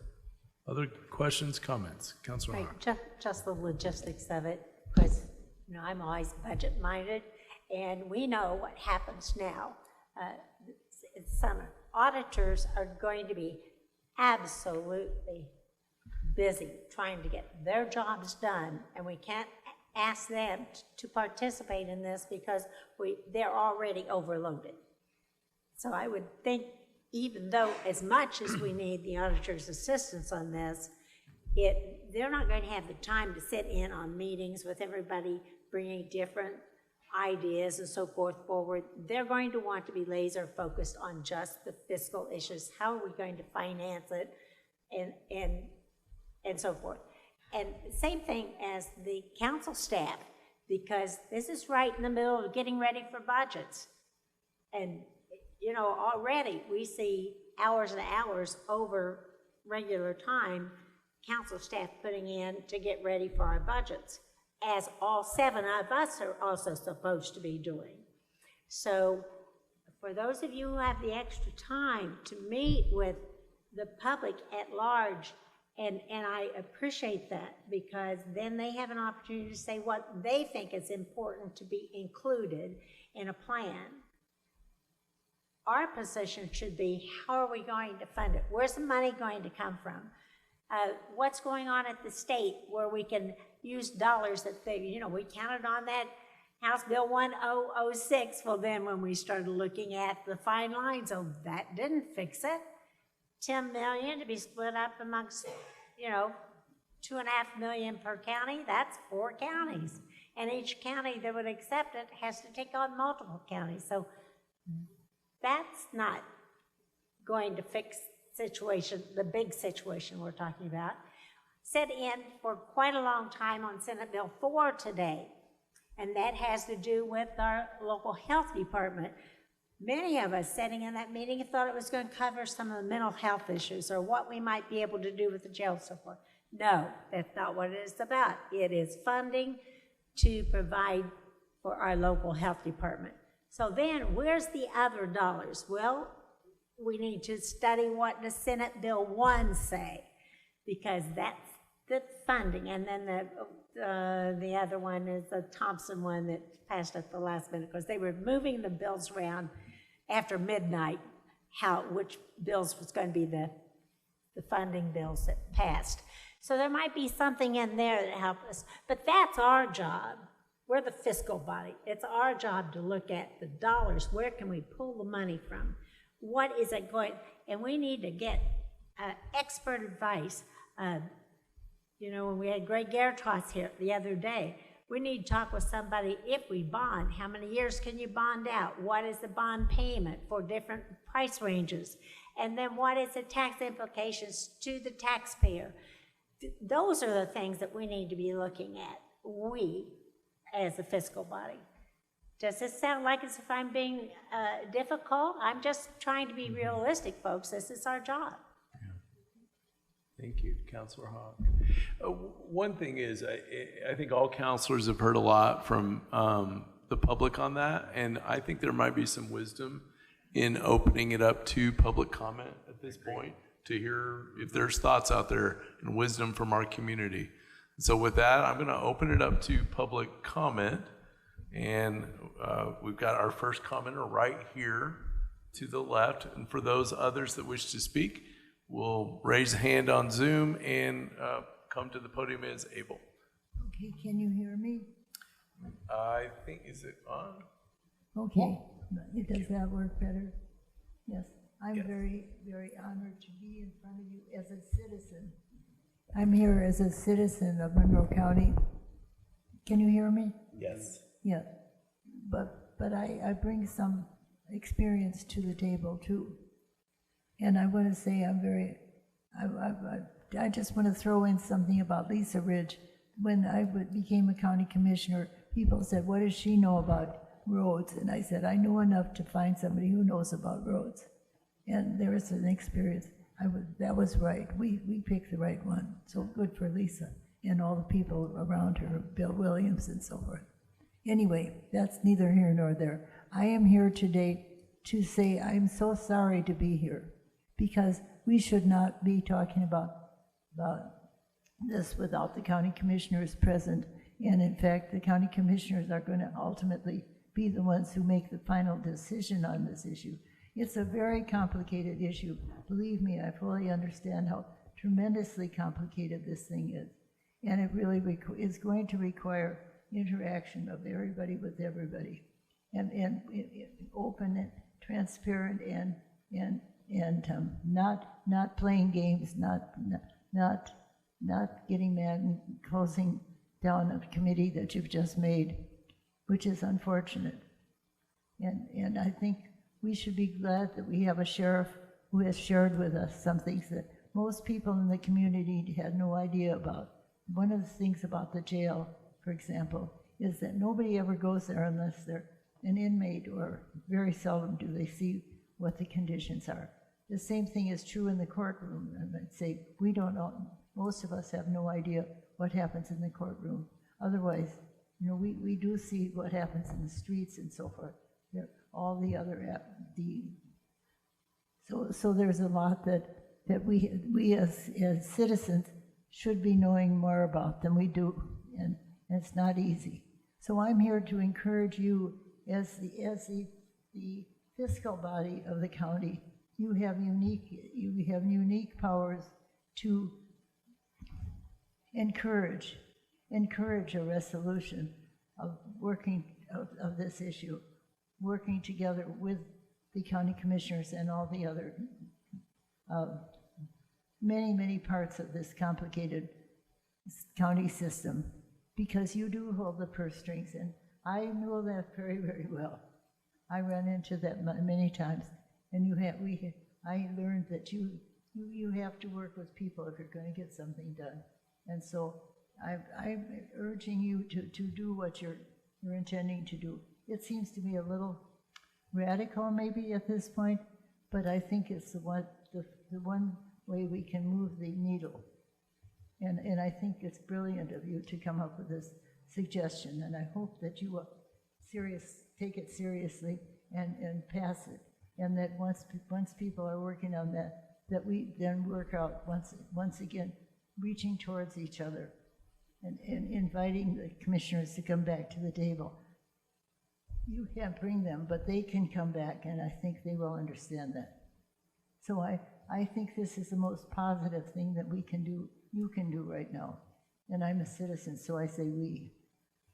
And I wonder if you have any questions, if you wonder why I'm talking here today. Thank you very much for your comments. We appreciate that very much. Thank you. All right. Got another speaker in the room. Want to come forward to the podium? Thank you. Gloria Howell, Secretary for the Monroe County branch of the NAACP. Thank you for this time. To the members of the Monroe County Council, we, the Monroe County branch of the NAACP, commend you for continuing strategic conversations around community justice, despite the suspension of the Community Justice Response Committee. We encourage each council member to vote affirmatively for Resolution 2023-09, which calls for the establishment of the Justice Fiscal Advisory Committee. As members of this community, we joined our fellow residents in attending biweekly CJRC meetings, thereby taking advantage of the opportunity to engage with our elected officials on topics pertaining to criminal justice response, specifically the conditions of the facilities in which incarcerated individuals live. When we learned that the county commissioners had suspended the community justice reform meetings, we were concerned, disappointed, and wondering about the implications of this action on the broader mission of community justice work. We feel strongly that the work of community justice must always be done in public and with broad public engagement, inclusion, and transparency. We encourage the county council as the fiscal body of county government to take lead in continuing this important work in the public eye. Please use your influence and authority to speak up for the underrepresented, for those whose voices are not often heard, and to truly defend the rights of all.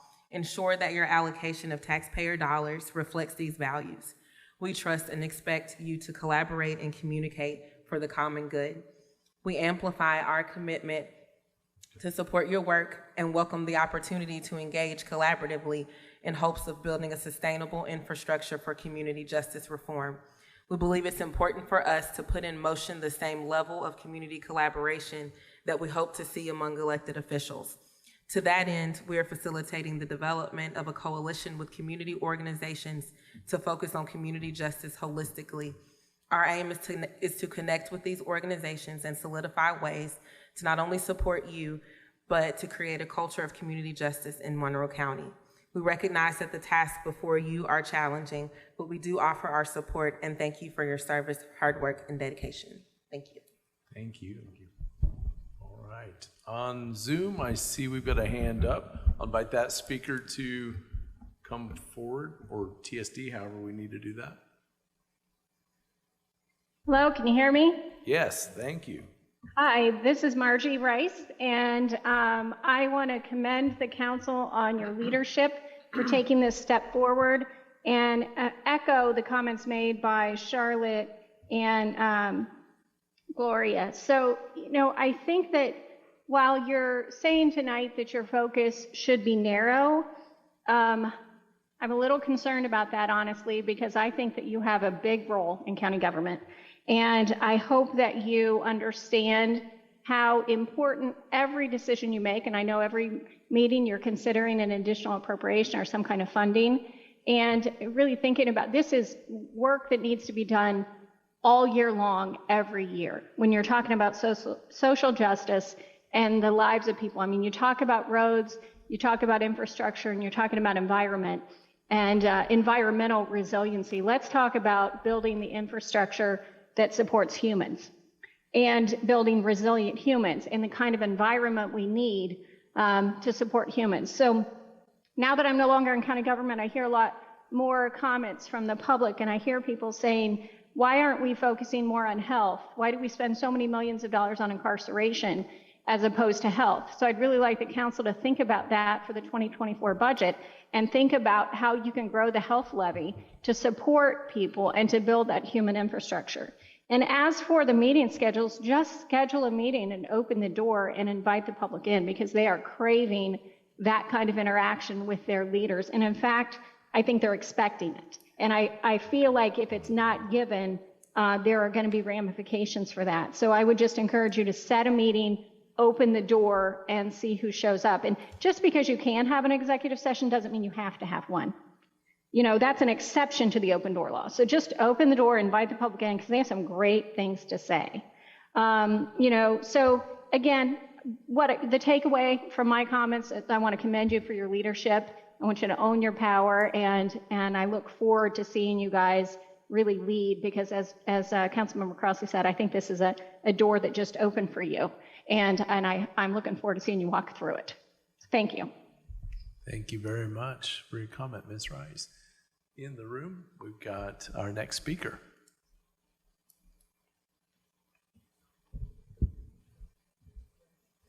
Greetings from city government. Isabel Piedmont Smith of Bloomington City Council. I'm very much in support of Resolution 2023-09 to establish the Justice Fiscal Advisory Committee. As to the question of what size or who the committee should include, I think that's less important than whoever from this body is on that committee being truly open to hearing public comment, offering public comment period on every agenda item and not just once in a meeting, and just being open to the input that is, comes with lived experience, comes with the scholarship at Indiana University, comes with community leadership at all levels. As to the funding, I agree with Councilor Hawk that we should not and we cannot rely on something trickling down from the state. For one thing, it would take a long time, and this is past due that we address community justice, especially in terms of prevention and reducing recidivism. I pose to you that you have about $13 million a year thanks to the ED Lit that was passed last year, and that's a great funding source, and I believe that's what the commissioners had in mind as well. There are still ARPA funds that could be tapped for the crisis of fentanyl and other drug use that our community is in. It is a crisis, and I urge action on that as well. As far as your role, I would echo Margie Rice. You have power. You have to approve appropriations, and you could send a clear message to the commissioners what kind of appropriations you would approve and what kind you would not. It's a matter of values and principles of our community, and so I urge you to move forward with this committee and allow the public to attend and to give input, and so that you can reach a conclusion as to what you as the fiduciary body feel is the best way to spend public money. Also, as a member of the NAACP, I'd like to thank Dr. Howell for the statement. I totally agree with that input, and I believe there is a meeting scheduled for next Monday at 4:30 that the NAACP is convening groups across the community that are interested in this issue. So thank you very much. Thank you very much. I see a hand raised on Zoom. Jim Shelton. Good evening again, Council. Jim Shelton, I'm speaking as a CASA right now. First of all, I want to applaud you for stepping into this leadership role and taking on this. I think it was a very wise thing for you to do, and I have great hopes for it. I really want to applaud, if you read, and I'm sure you have, item D, under your duties, all of the things there, only one of them does it have a short phrase that references the construction of a jail. All the rest of it is talking about how to keep people out of the jail, deal with substance abuse, deal with mental health, deal with recidivism. And you know, as a CASA, a lot of the parents of the children for whom I've been the CASA have been in the criminal justice system, and they really need a lot of help. And when they have gotten it, there have been folks who have worked through addiction, and almost all the parents that I've dealt with over the last 10 and a half years, 11 years now, have had addiction problems. The ones that have been successful have been incarcerated and had programs that worked with them from, usually from outside. Once they were out, they were required to do programs.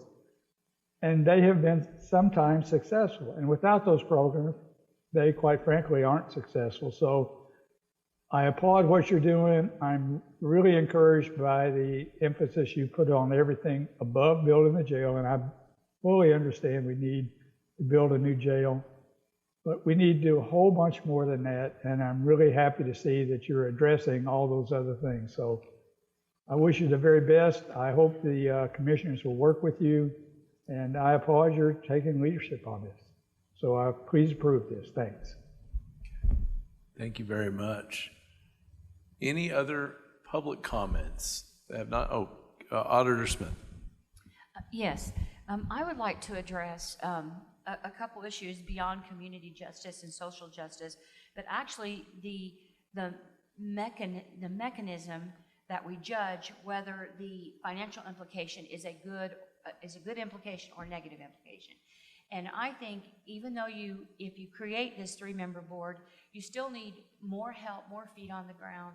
And I propose having your body having a project manager associated with this project, someone like Courtney Mosier, who has a degree in law enforcement or criminal justice, expanding that role so that she can talk to all the different people. 3 people on a committee cannot get around to everyone, and then you have to worry about a 4th person showing up and it violating open door laws, which I'm supposed to make sure you guys don't do. So what I'm proposing is basically a project manager for looking at the financial implications and answering your guys' questions, meeting with staff, meeting internal staff, meeting with external groups, and basically being your eyes and ears in the community and getting back with you guys as a body, not just the 3 people. I really honestly think that this is going to be a big project. Funding it's probably going to be one of the biggest things you guys do in this. Yeah. We should take it seriously, and we should throw the resource at it right now with all the money that people have mentioned. We have several pots of money right now.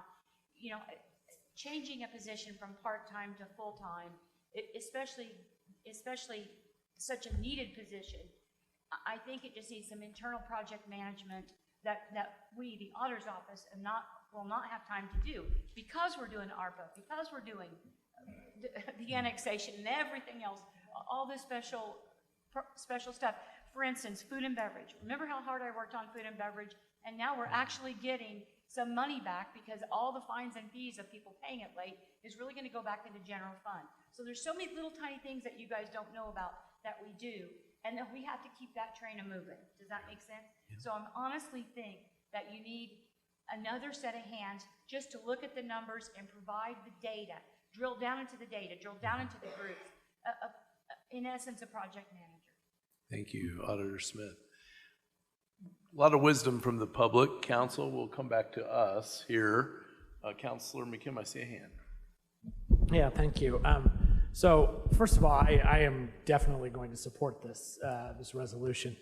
I will say that, and I think I may have heard some of this concern coming from Councilor Crossley as well. I am a little bit concerned about eliminating the other members, non-council members, as actual named members to the committee. I understand why you're doing it. With a group that large, it may be impossible to get a quorum, and we wind up canceling more meetings than we actually hold. So I do get that, but I tell you, we will need, whoever the chair is of this committee, or all the members of the committee, will need to go out of their way, I think, to recruit and encourage many of the positions, the roles that had been on the draft that had previously been circulated. You know, the person with lived experience, for example, a Centerstone representative. We're gonna have to go out of our way to encourage them to come to a meeting. Just an announcement of a public meeting isn't gonna be enough to get the folks there at the table that we really need. So I think we just recognize that that downsizing the committee itself is probably the right direction, but it's going to be work to make sure that we get all the voices at the table that need to be there. Thank you. Councilor Wiltz. Yeah, thanks. Councilor McKim, I definitely agree with you on that. And that's exactly why I would like to, for the council to think about supporting to some extent what Auditor Smith was saying. I think we're going to need a little bit more support from our council assistant who has been supporting the CJRC. I think that she could be very helpful in coordinating what the three people, if we remain a three-person kind of body, are able to do. We will not be able to, for instance, meet with a stakeholder group together because of open door law. If we're a three-person committee, only one of us can go and do anything at any one time. So that's sort of that flip side of the large versus small, the limitations. Another thing I wanted to ask about is, I'm getting to it, the open public meetings that are mentioned as perhaps occurring every other week. I guess this is a question maybe for our attorney, but I'm wanting them to be not just meetings where we talk about an issue and then there's public comment. I would like them to be more of a back and forth, of a dialogue, and I would like to have it perhaps facilitated by a neutral party. And I'm wondering how realistic that is, given that county government meetings seem to have so very many rules and for participation.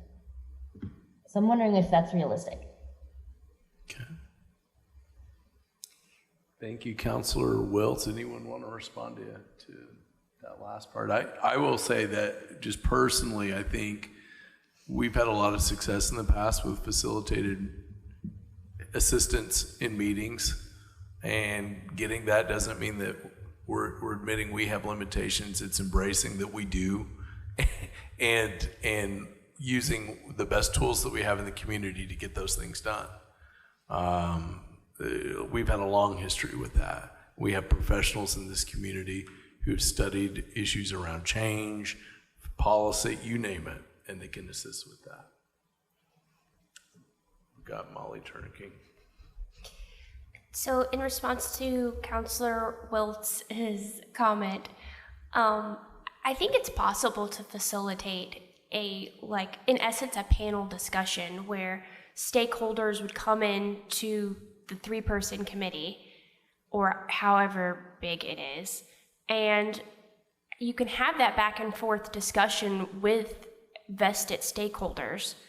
I think it's just a matter of figuring out how we want to set up the room, who facilitates those meetings, but I think it's possible to have that back and forth discussion and not just have, in my head, I'm separating the two from like a panel discussion being a back and forth conversation and a listening session just being where the public comes in and provides information or comment. But I think that we could make a panel discussion work. I guess I would want to be sure that there were people, that everyone in the room, if you know, has an equal footing on discussion, within reason, of course. So when I hear panel discussion, I hear a select few individuals who are experts providing their commentary. And maybe that's just my bias and that's not the definition that you have. But I'm encouraged because I would like to have these meetings be more open and put the public at the table, essentially. And I think that's doable. I mean, we've discussed, I think you could set the room up in an open circle and then, you know, the committee members be a part of that circle, and then whoever wants to join in and be a part of that discussion can. It'll just be a matter of having someone, I think a good facilitator would help those discussions move forward. Mr. President? Yes. Councilor Hawk. Would it not be possible, and perhaps better, to say who the members are of the council, but if you advertise it for an open meeting so that all the council could go if we chose, or listen to it online if we chose, then nobody would feel left out of the conversation. We'd all feel like we had the opportunity to stay up to date with it. And that's, I believe, the way we do PAC, because there's 3 members of PAC, but it is a noticed meeting, or at least it was supposed to be. I suppose it still is. So all members could show up at that meeting because it's a noticed meeting. And that might alleviate some of the concerns about it. Does that help at all, do you think, President Wilkes? Yeah, I think that's exactly what we would want. What I was envisioning is that that's exactly what would happen for the every other week large meetings. And in between those meetings, the smaller committee needs to be doing some work and gathering information, because although I think we can have open discussions in public meetings, I think sometimes we need to go to people where they are to get really good information. And of course, those are going to be that's going to be a little bit more difficult, which is why I was suggesting some increased staff support and mentioned the fact that we wouldn't be able to be doing that work together unless we had other public meetings, just so we could be having conversations and planning, because we would be a quorum. Okay, I've got Councilor Iverson, and then we'll go to McKim. Yeah, I wanted to come back to this idea. Well, first of all, let me just say, I'm hearing a lot of agreement. I'm hearing a lot of encouragement from the public. Madam Commissioner, I'm very glad to hear your comments. And so I wanted to get back to this idea of what comprises the committee. And in a previous iteration, we had talked about a 15-member body, and I wanted to read out those 15 members to make sure that I'm hearing that what the will of the council is correct. And that is a person with lived experience who is incarcerated in the Monroe County Jail, a criminal judge, a civil judge, a prosecutor, a public defender, a representative. These are representatives from those offices, so it doesn't have to be the elected official. It can be a representative from the Sheriff's Department, a representative from a community behavioral health center like Centerstone, a representative from the Bloomington Police Department, a representative that knows harm reduction from our health department, 3 county council members, a current member of the Monroe County Commissioners, a representative from the City of Bloomington Family Resources Department or their designee, and a member of the Bloomington Common Council. And then we would also want to make sure that DLZ and other interested vested bodies are invited as well. That's a 15-member panel. How do we feel about that? As opposed to just 3 council members. We'll open it up for some comments. Councilor McKim, did you? Well, I mean, I think I already addressed that specific issue, and that I am concerned about eliminating the actual those named seats. But on the other hand, yeah, the logistics of getting quorum for a 15-member body, especially with such diverse positions, would be a challenge. So, you know, I think as long as this body does a good job of outreach and encouraging people to come and gives them a seat at the table, makes them feel heard, then I think that's I think that's probably the best path forward. And to address some of the Councilor Wilkes's comments about listening sessions and going to where people are, I think that's a great idea. And I think having listening sessions out in the field is really important. We did that back when we did the food and beverage tax.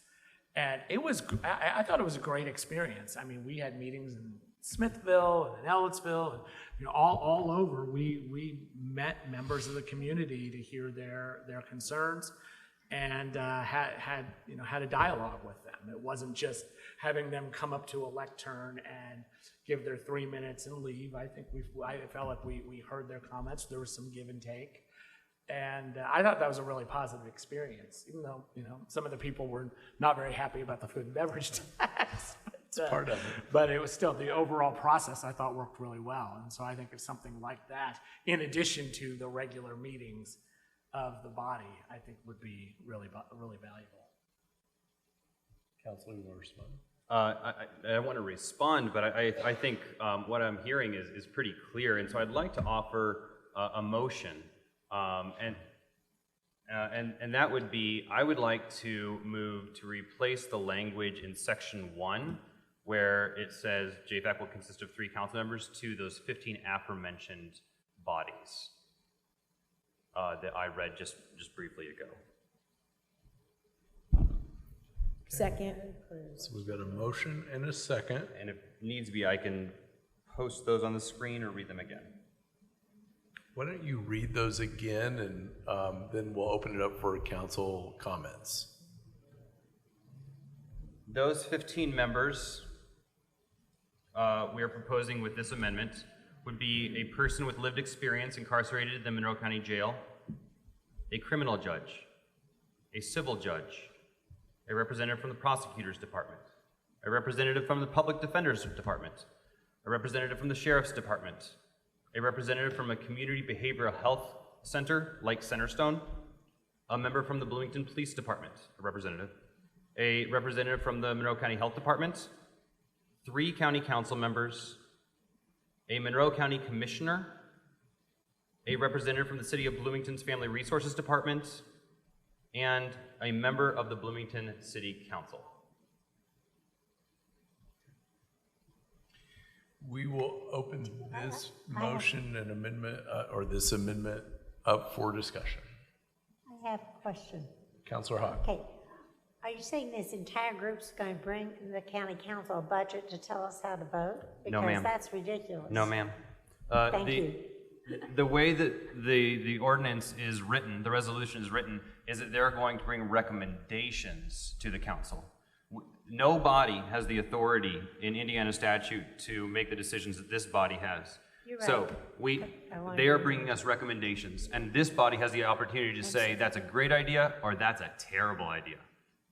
That's up to us. And what I would like, so I'll just leave it there. Okay. Other comments, Councilor Crossley. I was just going to say, again, to reiterate, and going back and listening to Councilor Iverson say, all of the folks that would be considered a part of this committee, majority of these people were on the Criminal Justice Response Committee in the first place. So I don't think that we would have an issue with getting quorum. And of course, I do think that we should definitely highly encourage those or their representatives to make sure that they are a part of that as well. So I definitely think that, and also in going to people where they are, I've done that myself in terms of trying to talk to people outside of what we hear at the Stride Center and Centerstone, and I've talked to the folks from Courage to Change Sober Living. Marilyn Grimes, actually, I met with her and talked to her and getting responses of people and trying to figure out what is it that we should be doing, just as a general opinion. Ultimately, we know that we have the final say, but of course, just because we have the final say doesn't necessarily mean that we can't consider opinions and consider public comment as well. So again, definitely thinking that those with lived experience should be a part of that. I think we cannot do that without them. And again, we have to have our focus of what it is that we need to do. We already know we need to do, we just need to go ahead and do that now. So that's all I have to say about that. Counselor McKim. I guess I am a little maybe confused or surprised at that motion, just because it seemed like the tenor of the discussion had been to affirm the simplification that was in front of us. So I'm That's why interesting. did you offer that motion? Because I heard exactly the opposite. I heard that the tenor of the conversation was to be more representative and have a larger body. I heard that there were going to be issues with quorum, and certainly, that was going to be an issue, but we could work through that. And that was the spirit in which I made that motion. Is it seemed that that's the direction council was heading. Maybe I misheard, but that is certainly the direction I heard. But there is a motion on the floor. Okay. Other Counselor Wiltz, please.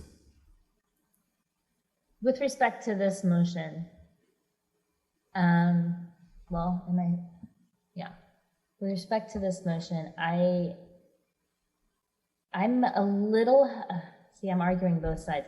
I'm a little hesitant about the larger body being designated as a committee, because I feel like that's limiting in that we've chosen voices that we want to hear. There might be others with equally valid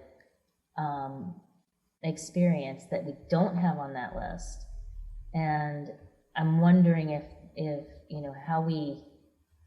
I almost feel like it'd be easier to navigate a more inclusive conversation if we say, here we are, a tiny body of 3, and we want to hear from everybody, and we are specifically reaching out and encouraging people on that list to come talk to us, participate, attend, but everyone's on sort of an equal footing, rather than some of those voices are on the committee and some aren't. And I think there might be some, I don't know, I think it could get problematic when we said we want one community mental health center representative, which is obviously going to be Centerstone in our community, but we don't necessarily then have a spot for another mental health provider. That's all I'm saying. Let me ask this question to the group. I'm sorry, and I'll jump over to you. What if we were to retain the original 3 composition in the original motion, and we were to designate the additional names that Councilor Iverson's motion has with ex officio status, meaning that these are members of the community with ex officio talks about status of one's position. They would be people who add significance to the conversation, are noted for that significance to the conversation, but for the mechanics of the movement of the body, or if they said, if a member of the body said, I don't want you to come, I don't believe the majority would have that position, but there might be 1 or 2 that say, look, we don't want to send someone this week or whatever. But that would note the position, the experience, they could contribute to that conversation. But again, the mechanics might be preserved. And again, with that many people as ex officio or full-time, whichever way this motion goes, I would almost think that you will need the facilitation discussion that Councilor Wiltz was talking about earlier. I'll throw that out. Councilor Munson. You absolutely covered what I was going to cover by saying an alternative would be to list these important parties that we need to hear from on a regular basis. But I didn't have the idea of ex officio, but I think that's a good concept. I was just going to make sure that these were enumerated, but say including but not limited to blah, blah, blah, blah, and make that part of section C, a new paragraph under section C. All right, other comments? Councilor McKim. I don't have any problem with the approach that Councilor Munson and actually Mr. Deckard that you also suggested, as long as it were clear that that doesn't count towards a quorum or isn't required for a quorum. It looks like Ms. Turner King may have a comment on that. Do you have a comment? Well, Oh, did I? I'm sorry. It's okay. I had two different people asking me questions. Oh, sorry. I do not think ex officio would count toward quorum. There are a few considering points that I would like to maybe point out when you're considering adding these 15 people. And one of them is with the addition of DLZ. I think that would involve perhaps, I think that goes into their contract negotiations. I don't think their contract has been written yet, and so if we want them to be participating in this committee, I would suggest a conversation with the commissioners as they're considering drafting that contract. Thank you, Ms. Turner King. I see Councilor Wiltz. I just wanted to say, Councilor Deckard and Councilor Munson, I think that's brilliant. I like that approach quite a bit. Okay. Other comments? So the amendment we have is for the current addition of the 15 names as read by, or the names as read by Councilor Iverson. We can do whatever here. Do we want to vote on this motion? Or are we allowed to further amend the motion? Vote on the amendment first. Yeah, Councilor Munson. Or you can withdraw the motion and offer a new motion.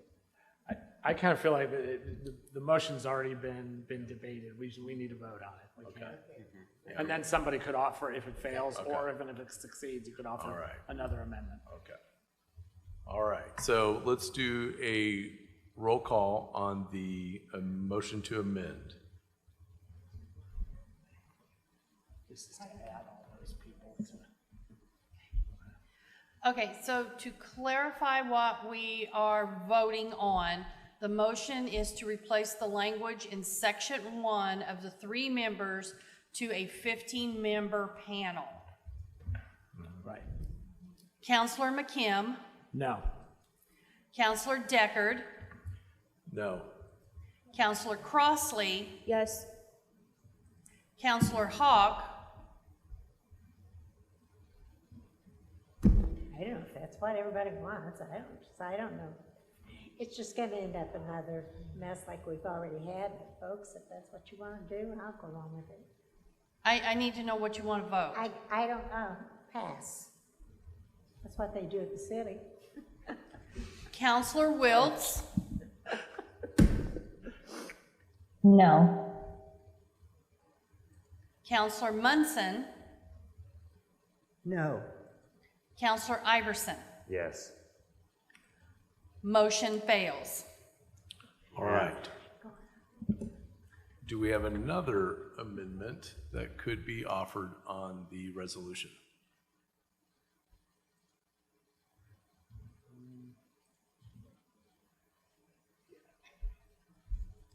Short answer, yes. There is another amendment that could be offered. Yeah, the chair would entertain a amendment. The chair will offer an amendment. You can do with it what you all will. That we designate under section C the following ex officio members of the committee. 1 person with lived experience incarcerated in Monroe County Jail, 1 criminal judge, 1 civil judge, 1 prosecutor, 1 public defender, 1 sheriff, 1 CBHC Centerstone representative, 1 BPD, 1 harm reduction specialist from the Monroe County Health Department, 1 Monroe County Commissioner, pardon me, 1 representative of City of Bloomington Family Resource Department or designee, 1 member of Bloomington Common Council, 1 DLZ non-voting member.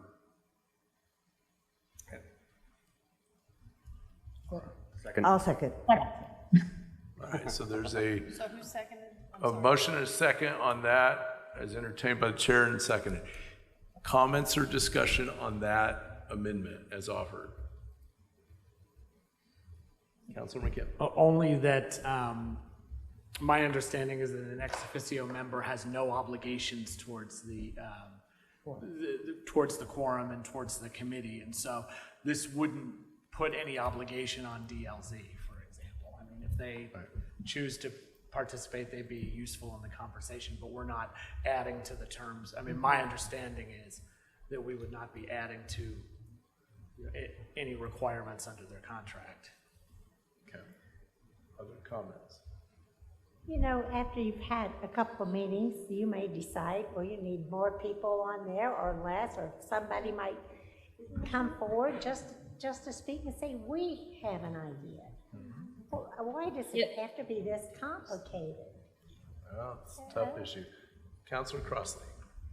I was gonna say, I think that this is a healthy compromise. Obviously, I wanted something else, but again, we are all working together, and I appreciate this amendment, and I definitely think that this is a healthy compromise as well. And again, I'm definitely not looking at this to fail going in, because if we have that mindset already, then we're doomed even before we make the vote official or whatever we decide on today.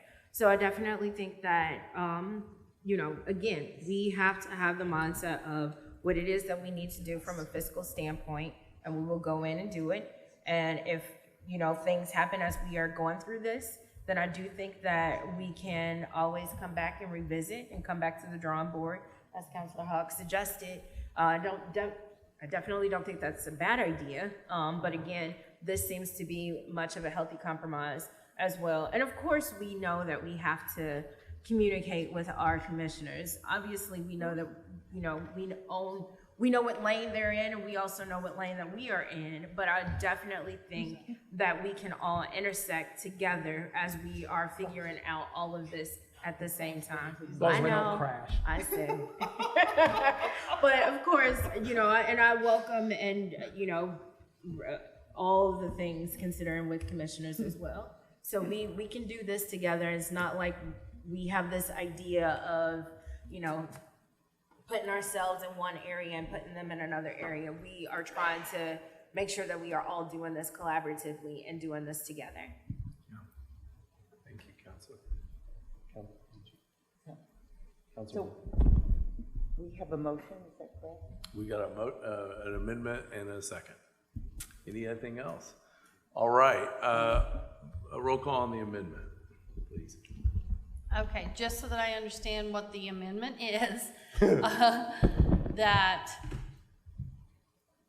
we go with the 3-member committee, and that there are the 15 mentioned ex officios that are not part of the quorum, right?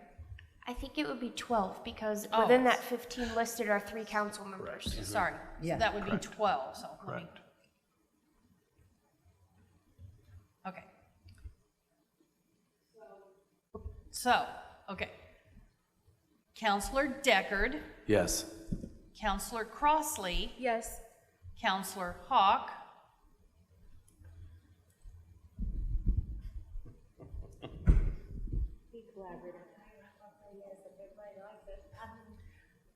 Counselor Wiltz. Yes. Counselor Munson. Yes. Counselor Iverson. Yes. Counselor McKim. Yes. Motion passed unanimous. Thank you very much. Expect our staff to be at all these meetings. They cannot do that. Staff management. And now we have a lot of business tonight, so I'm going to try to keep us moving. and I Underlying just- resolution. I would like to make one comment because we've had like 2 motions within this resolution. We need to update this resolution, so I will bring it back for your signatures at a later time, unless you want me to just use your electronic signatures. I think we can sign it at a later time. Thank you. I think Counselor Munson. I know you're anxious to wrap up, but I have an amendment I would like to offer. And it has to do with the larger purpose of what we're talking about.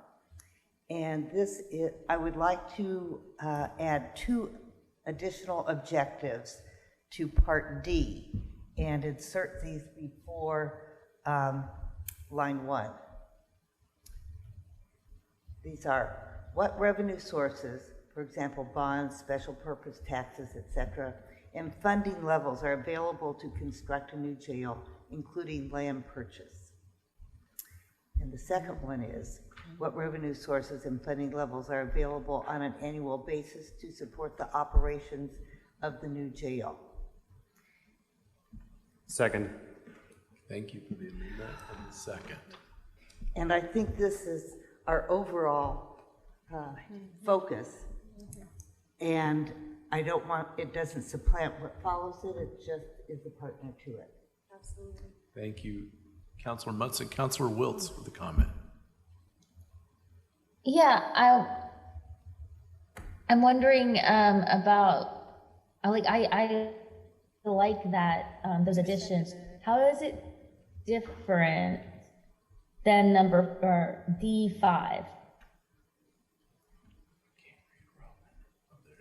Okay, I see that it differs from D5 in that 5 is referring to 1, 2, 3, and 4. Oh.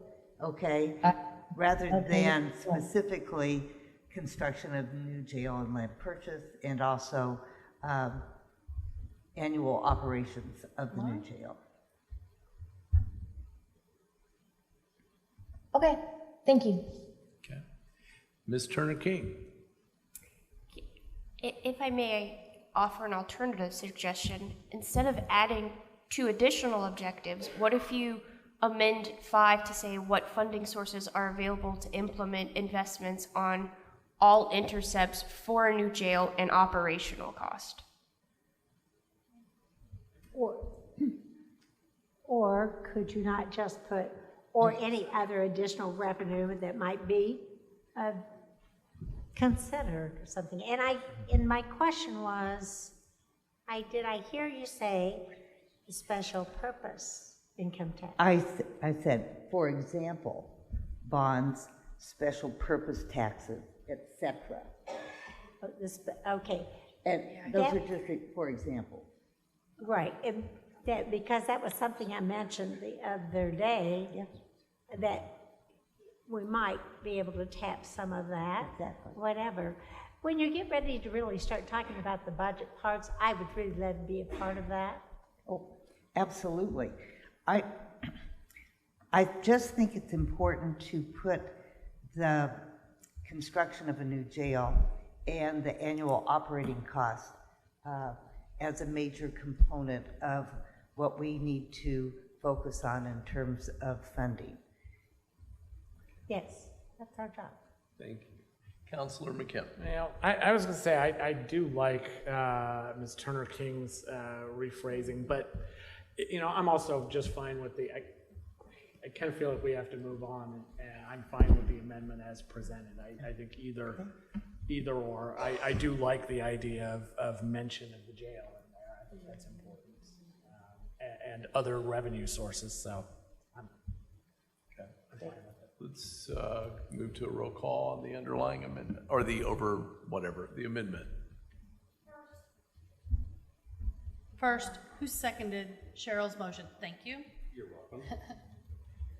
And Councilor Munson, if you could email me those. Absolutely. Because I didn't catch it all. Oh. Before I say roll call, okay. Molly Turner King is going to share her screen. Okay. How's that? So I would like to make a comment that we are making changes in a resolution that has been very carefully worded, and I wonder how it would affect our timeline if we took tonight's amendments and polished them a bit and brought them back to our work session.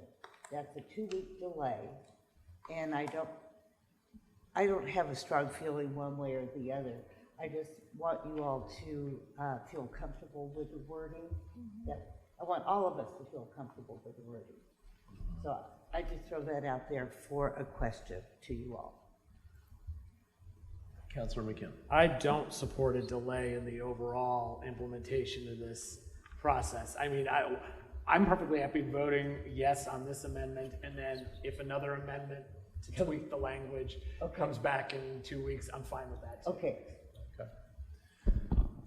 Councilor Munson, does the text highlighted in yellow capture what you would have liked to have included? Hang on. Yes, let me edit, please. For example, special purpose taxes, get rid of the S and the comma.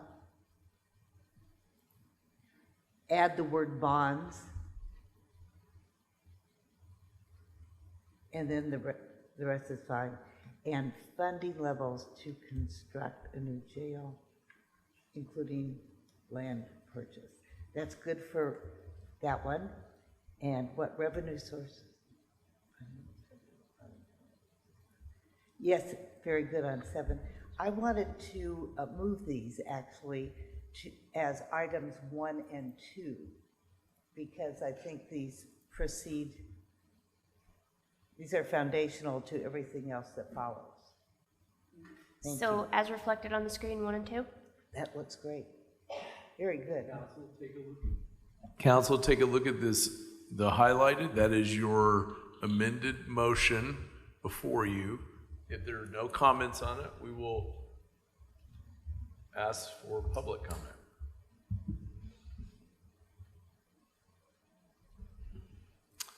Seeing no public comment, we will go to a roll call.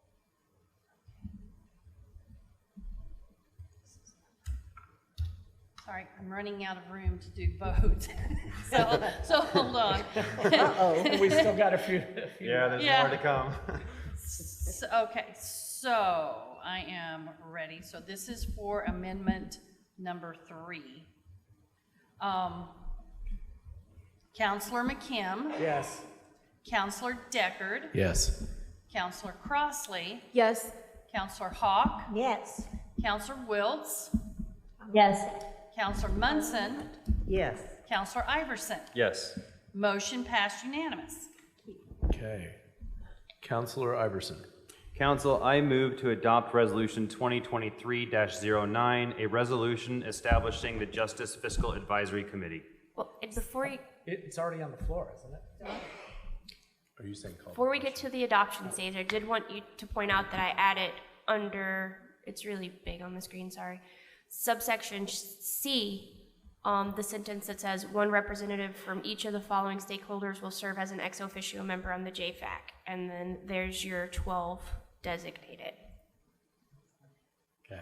Thank you, Ms. Turner. So I have been corrected. I move to call the question. Okay, there's a move to call the question. I think that just takes us to public comment on the underlying overall resolution.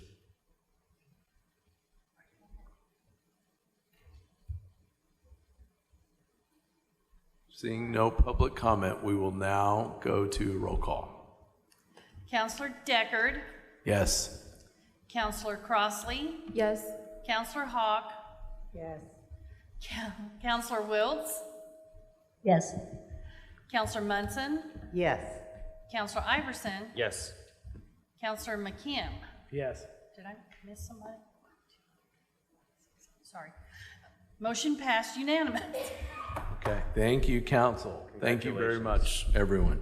Let's move back in the agenda, back to item 16, Sheriff's Office, and I believe Bree Gregory will speak to it after we get a motion from Counselor Iverson. Council, I move to approve the sheriff's request for the creation of a new account line in Fund 8143-0000, 2016 Edward Byrne Memorial Justice Assistance Account Line 23901, Deputy Equipment, and to simultaneously approve an additional appropriation in the amount of $5,324.80 in the supplies category. Second. Okay. Good evening, council. This extra funding was found as my office has been working to address stagnant funds. So We reached out to the sheriff's department, kind of relayed that they had this funding sitting around. They actually were able to get permission from the granting agency to expend. So this is just a housekeeping item. We're asking you to appropriate so they can use it appropriately. Yeah. Okay. Questions, comments from counselors? Counselor Hahn? I'm glad that you did that. I also reached out today to try to get some information. When you're looking at the jail bookings and you look at the population count, there are several in there that says hold for DOC, or it says P hold, I think, on it. So I'm wondering if that's for if they're on parole. I don't really know what all of those mean. However, we do get paid for some of that. Now, I know that there's a dollar amount. The auditor's office sent me information that the state sends us something having to do with our level 6 felons that we keep. However, there are some of those people that have been in there, that's Department of Correction, have maximum security, so that's not a level 6, and they've been there for months and months and months. So our DOC is supposed to be paying us for every day that they are there, and we should be billing that out. Money should be coming in. Now, it used to be like $30-some a day, plus they had to pay for any medical. Now, that was a long time ago. When I remembered, it was $30-some a day, so I don't know what it is now. But what I was trying to get from the sheriff's office, I made a contact today, and I'll follow up as well. Is that being billed out? Because, you know, I'm not certain who does that there or who's keeping track of it, but why are we holding so many people from the Department of Corrections? And is that making us feel like that we are overcrowded because we are assisting the state? And I may be looking at this all wrong, but when you look at things and you have questions, you see something, you better ask the question. Mm-hmm. So, and since that's what we're talking about, the additional funds, if maybe there's more additional funds coming in as well. It's a good point. Counselor Hogg, Bree? Yeah, so I have, we do get the felony level 6 reimbursements and the misdemeanor reimbursements. And I have reached out to the sheriff's department for further information on how exactly that works. And as soon as I receive a response, I will forward that on and explain further. Sure. I wanted to make a quick comment just as a sort of a different trajectory, I think the same vein and spirit. It's Counselor Hogg. I would encourage all department heads, all our county folks to take a look at any of these grants, any of these dollars for which the date on them has a little bit of age and significance. There's nothing that will kill federal and state grants quicker than grants that have some age and are not dispensed. And these are vital dollars we want to protect. So let's just kind of be mindful of that. Funds that are sitting, not doing, or what have you. All right. Any other comment? Auditor Smith. Yes, I wanted to say that when we established the internal auditor's position, a lot of people questioned that. And when we talked about how important that need was, this is an example of how that need has saved pots of money, just different places where we've scooped things out, been able to look at it really closely and see that we missed a piece of the pie. Somebody somewhere missed a piece of the pie. Putting that together, that position really more than pays for itself. Yeah, thank you. All right, let's go to a roll call. Oh, wait, hold on. Public comment. Let's hear from the public. They've helped us a lot tonight. That's true. Seeing no public comment, let's do a roll call vote. Counselor Munson? Yes. Counselor Hogg? Yes. Counselor Deckard? Yes. Counselor Wiltz? Yes. Counselor McKim? Yes. Counselor Iverson? Yes. Counselor Crossley? Yes. Motion passed unanimous. All right, item 17 is the Auditor's Department. For Section A, Council, I would like to move the auditor's request to create new account lines in Fund 1216-0000, simultaneously approved additional appropriations in the amount of $58,488.13 in the personnel category, and amend the 2023 salary ordinance to add account line 10045 GIS Customer Service Representative 40 hours, Pat B, non-exempt. Second. Okay, hello again. We talked to you briefly about this last month. So you are aware that the plat fund where this has been budgeted originally is not able to sustain this position at this time. So what we're requesting is that you appropriate the necessary lines in the auditor's ineligible fund, and then whenever possible, if the plat fund is able to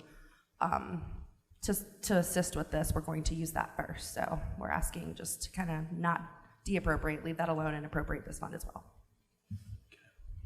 All right. Comments, questions from council? We heard about this last meeting. All right. Public comment. Seeing none, roll call vote if we could, Michelle. Counselor Wiltz, Yes. Counselor Deckard, Yes. Counselor Crossley, Yes. Counselor McKim, Yes. Counselor Iverson, Yes. Counselor Munson, Yes. Counselor Hawk is not present. Motion passed 6-0.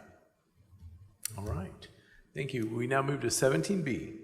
Council, I move to approve the auditor's request for a fund-to-fund transfer of cash from Fund 4611, the 2018 GO bond debt, in the amount of $100,902.98, Fund 4612, 2019 GO bond debt, in the amount of $76,823.06, Fund 4613, 2020 GO bond debt, in the amount of $98,526.38, and 4614, the 2021 GO bond debt, in the amount of $60,663.95 to Fund 4615, the 2022 GO bond debt, for a total of $336,916.37. Second. All right, we've got the motion, the second. Go ahead, sorry. It's me again. This was also found as we were cleaning up stagnant funds. So this debt fund amounts can only be used for levied debt payments. So to correct this issue, I'm asking a fund-to-fund transfer occur, to consolidate, to put all of this cash into one fund, and then moving forward, we will have one GO bond debt fund that will carry forward, and then DLGF consider that when they're adopting a rate. Thank you. Comments or questions from council? Council Iverson. Just real quick, thank you for that note that it had gone to DLGF and State Board of Accounts. That relationship that we have with them is so important, and we saw that in the audit. So that's a great note to read. Thank you. Thank you. All right. Seeing no other comments, we'll go to public comment. Seeing no public comment, we will go to a roll call vote. Counselor Crossley, Yes. Counselor McKim, Yes. Counselor Wiltz, Yes. Counselor Munson, Yes. Counselor Deckard, Yes. Counselor Iverson. Yes. Motion passed unanimous 6-0. All right, that takes us to item C with the auditor's office. Council, I move to approve the creation of a new account line in Fund 1000-0002, General Fund Auditor, and to simultaneously amend the 2023 salary ordinance by adding account line 16800, transitional temporary training position, 40 hours, Pat B, non-exempt. Second. Okay, so my office is very fortunate to have, to be able to transfer someone already on staff to the accounts payable position. So training is actually already occurring, so I'm actually asking that you approve retroactively so we can compensate her for this week as well appropriately. Okay. All right. So this would just allow both employees that are currently training and or working to be paid at the correct rate. Okay. Questions? And I would like to add that we have had the same accounts payable person for many years, and she's been absolutely amazing. Her name is Amy Lightler, and she is going to be the new payroll person. But I want to let you guys know that in all the years she has done this, there has been so very few, I mean, almost zero issues. She has been absolutely amazing. So I wanted you guys to hear that. That's part of, one of the reasons we have great audits is because we do great accounting, and she is a large part of that. And I wanted to share that with you. Thank you very much. Comments, questions from council? Seeing none, let's hear from the Councilor Wiltz. Sorry. I do have a question because this item just confuses me a little bit, and because we established the idea of this training line for when two people would be occupying the same job as an overlap, and specifically with jobs that were pretty high up and specialized, where there would be that need for a training and an adjustment period for someone to kind of get used to everything that was going on. I guess I just want to, I just don't understand exactly how this fits with that model, because you have someone in your department already. They're not both doing the same job right now. So how is this actually fulfilling that same purpose for which we, the staff, kind of have done this in the past? So currently, the Carly Woodruff, the person that is moving into the accounts payable position, she's training, but she's hands-on. She's actually performing those duties at this time. And she's classified currently as the assistant financial director as a Pat A. So she's currently training and performing the work of a Pat B. So we feel it's only fair to pay her at the elevated rate while she is training and doing the higher level work. So, which is why I'm here to request that. Okay, so is anyone doing her job or her old job? No, okay, so first of all, accounts payable is due every week. It's a very high-paced, high-speed process. So to get her up to speed so that she could take it over, so that person could go to payroll and do the same thing, we had to get her on that while Amy was still in-house. The difference is now you're asking her to do a Pat B job when she's at Pat A. So we're only asking for the differential. We're not asking for all new money, just that small differential. Okay. But yeah, she's entering the claims now. Other comments, questions?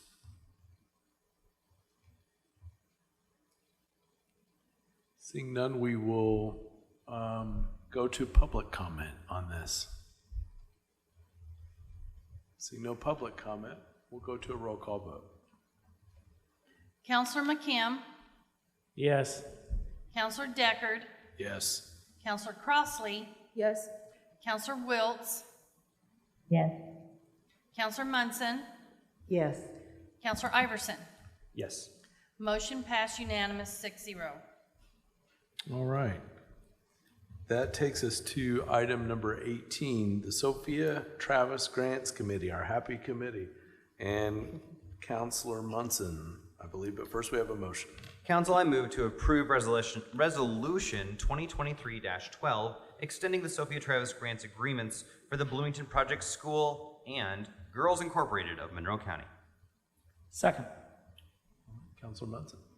Very quickly, both organizations needed to have changes in their 2022 funded grant programs, and because we have a contractual arrangement with them,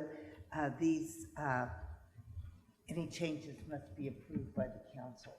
And the grants committee met, reviewed the changes, and recommends that the council approve them. Okay. Thank you, Counselor Munson. Any questions or comments from council? Seeing none, we will open it up to public comment. Seeing no public comment, we'll do a roll call vote. Counselor McKim? Yes. Counselor Deckard? Yes. Counselor Crossley? Yes. Counselor Wiltz?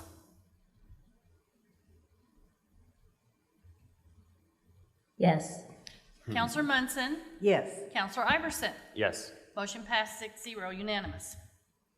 All right, thank you very much. This takes us to item number 19, a request from the county council. Council, I move to approve Resolution 2023-11, an interlocal agreement between Monroe County and the City of Bloomington to establish a joint human rights commission.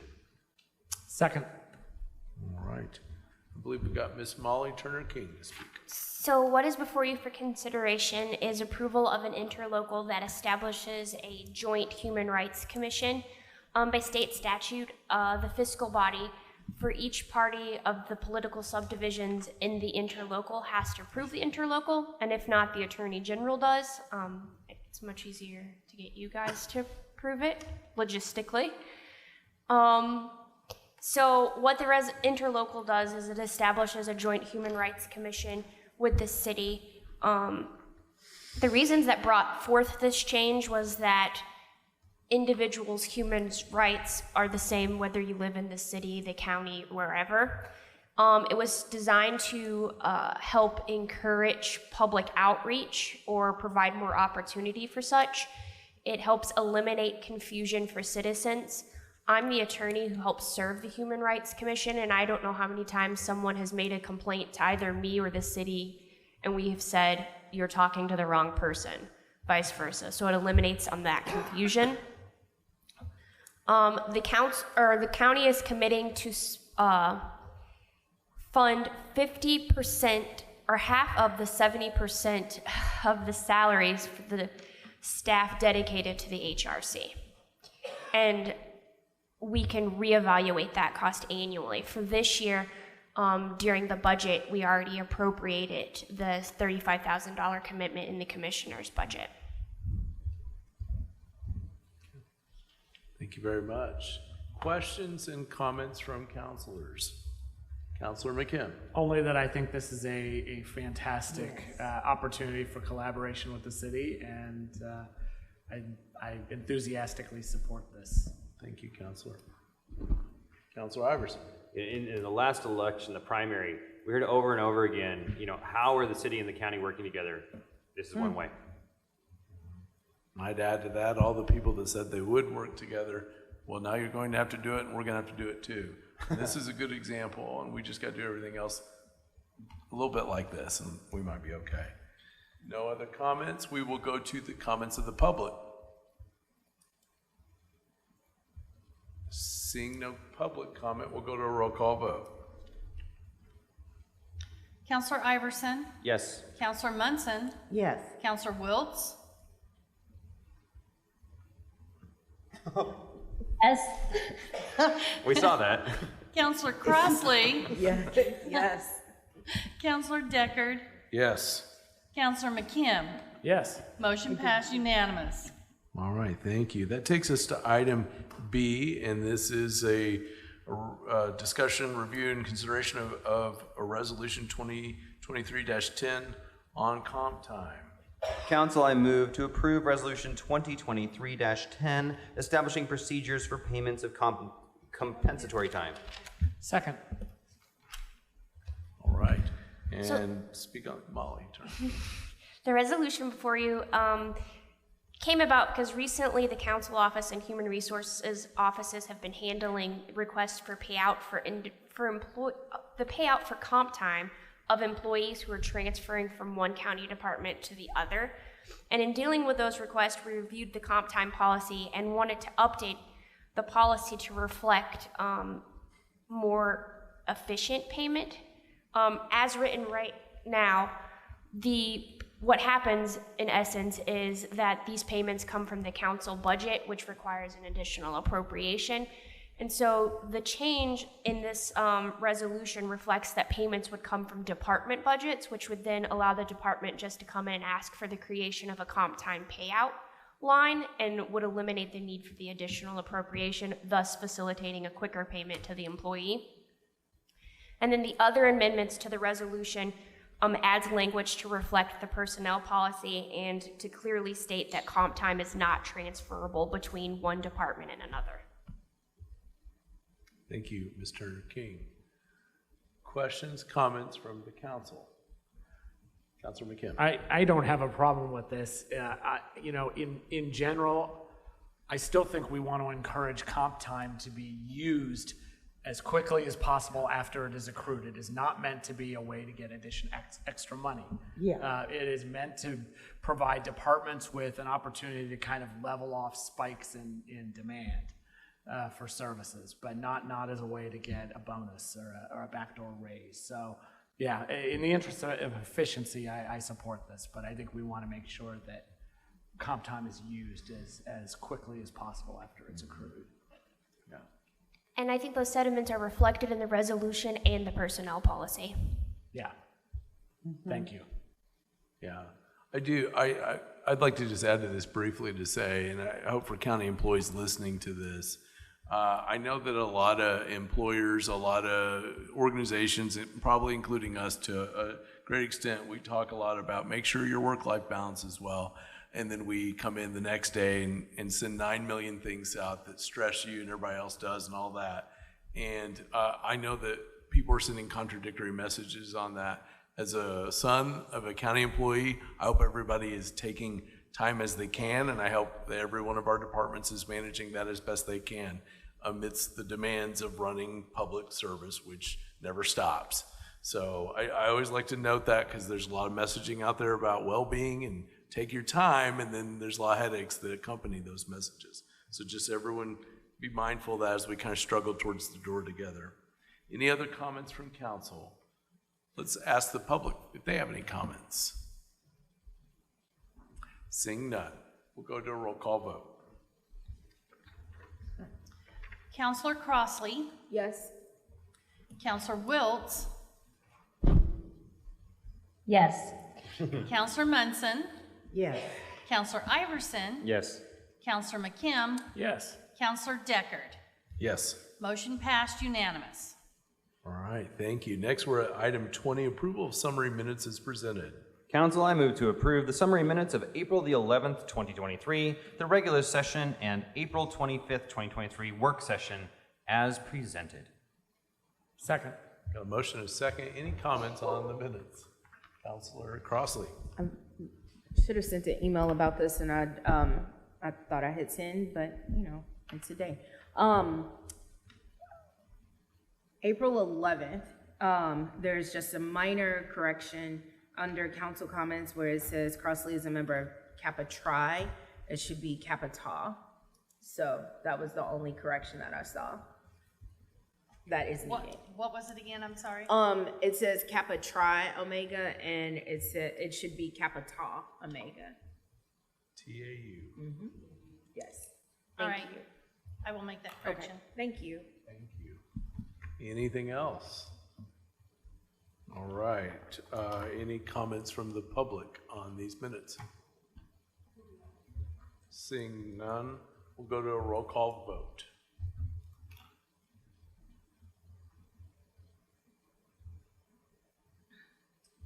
Counselor Wiltz.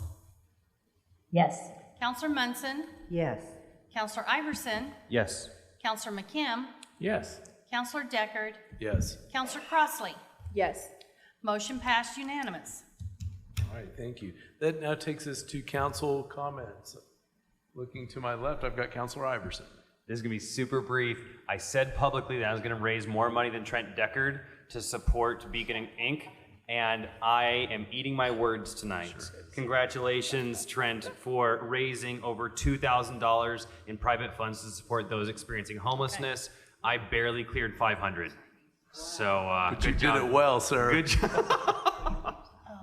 Thank you, Counselor Iverson. Any other comments? I like that competition. I do too. Counselor McKim.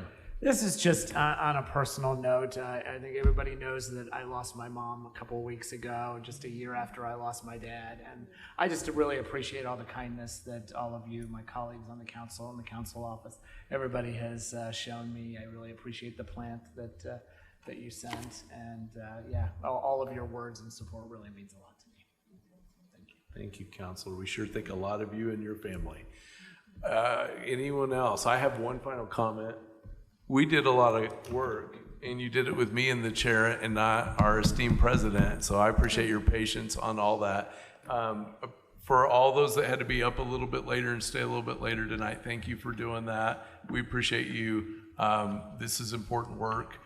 We all say we have a lot of things we want to do. We want to work together. There's a lot. Tonight was a good example of that. So with that, anything else? Thank you, TSD. Thank you. Thank you. Thank you. Thanks, Meeting Stephanie. is Hold now on for signatures. adjourned.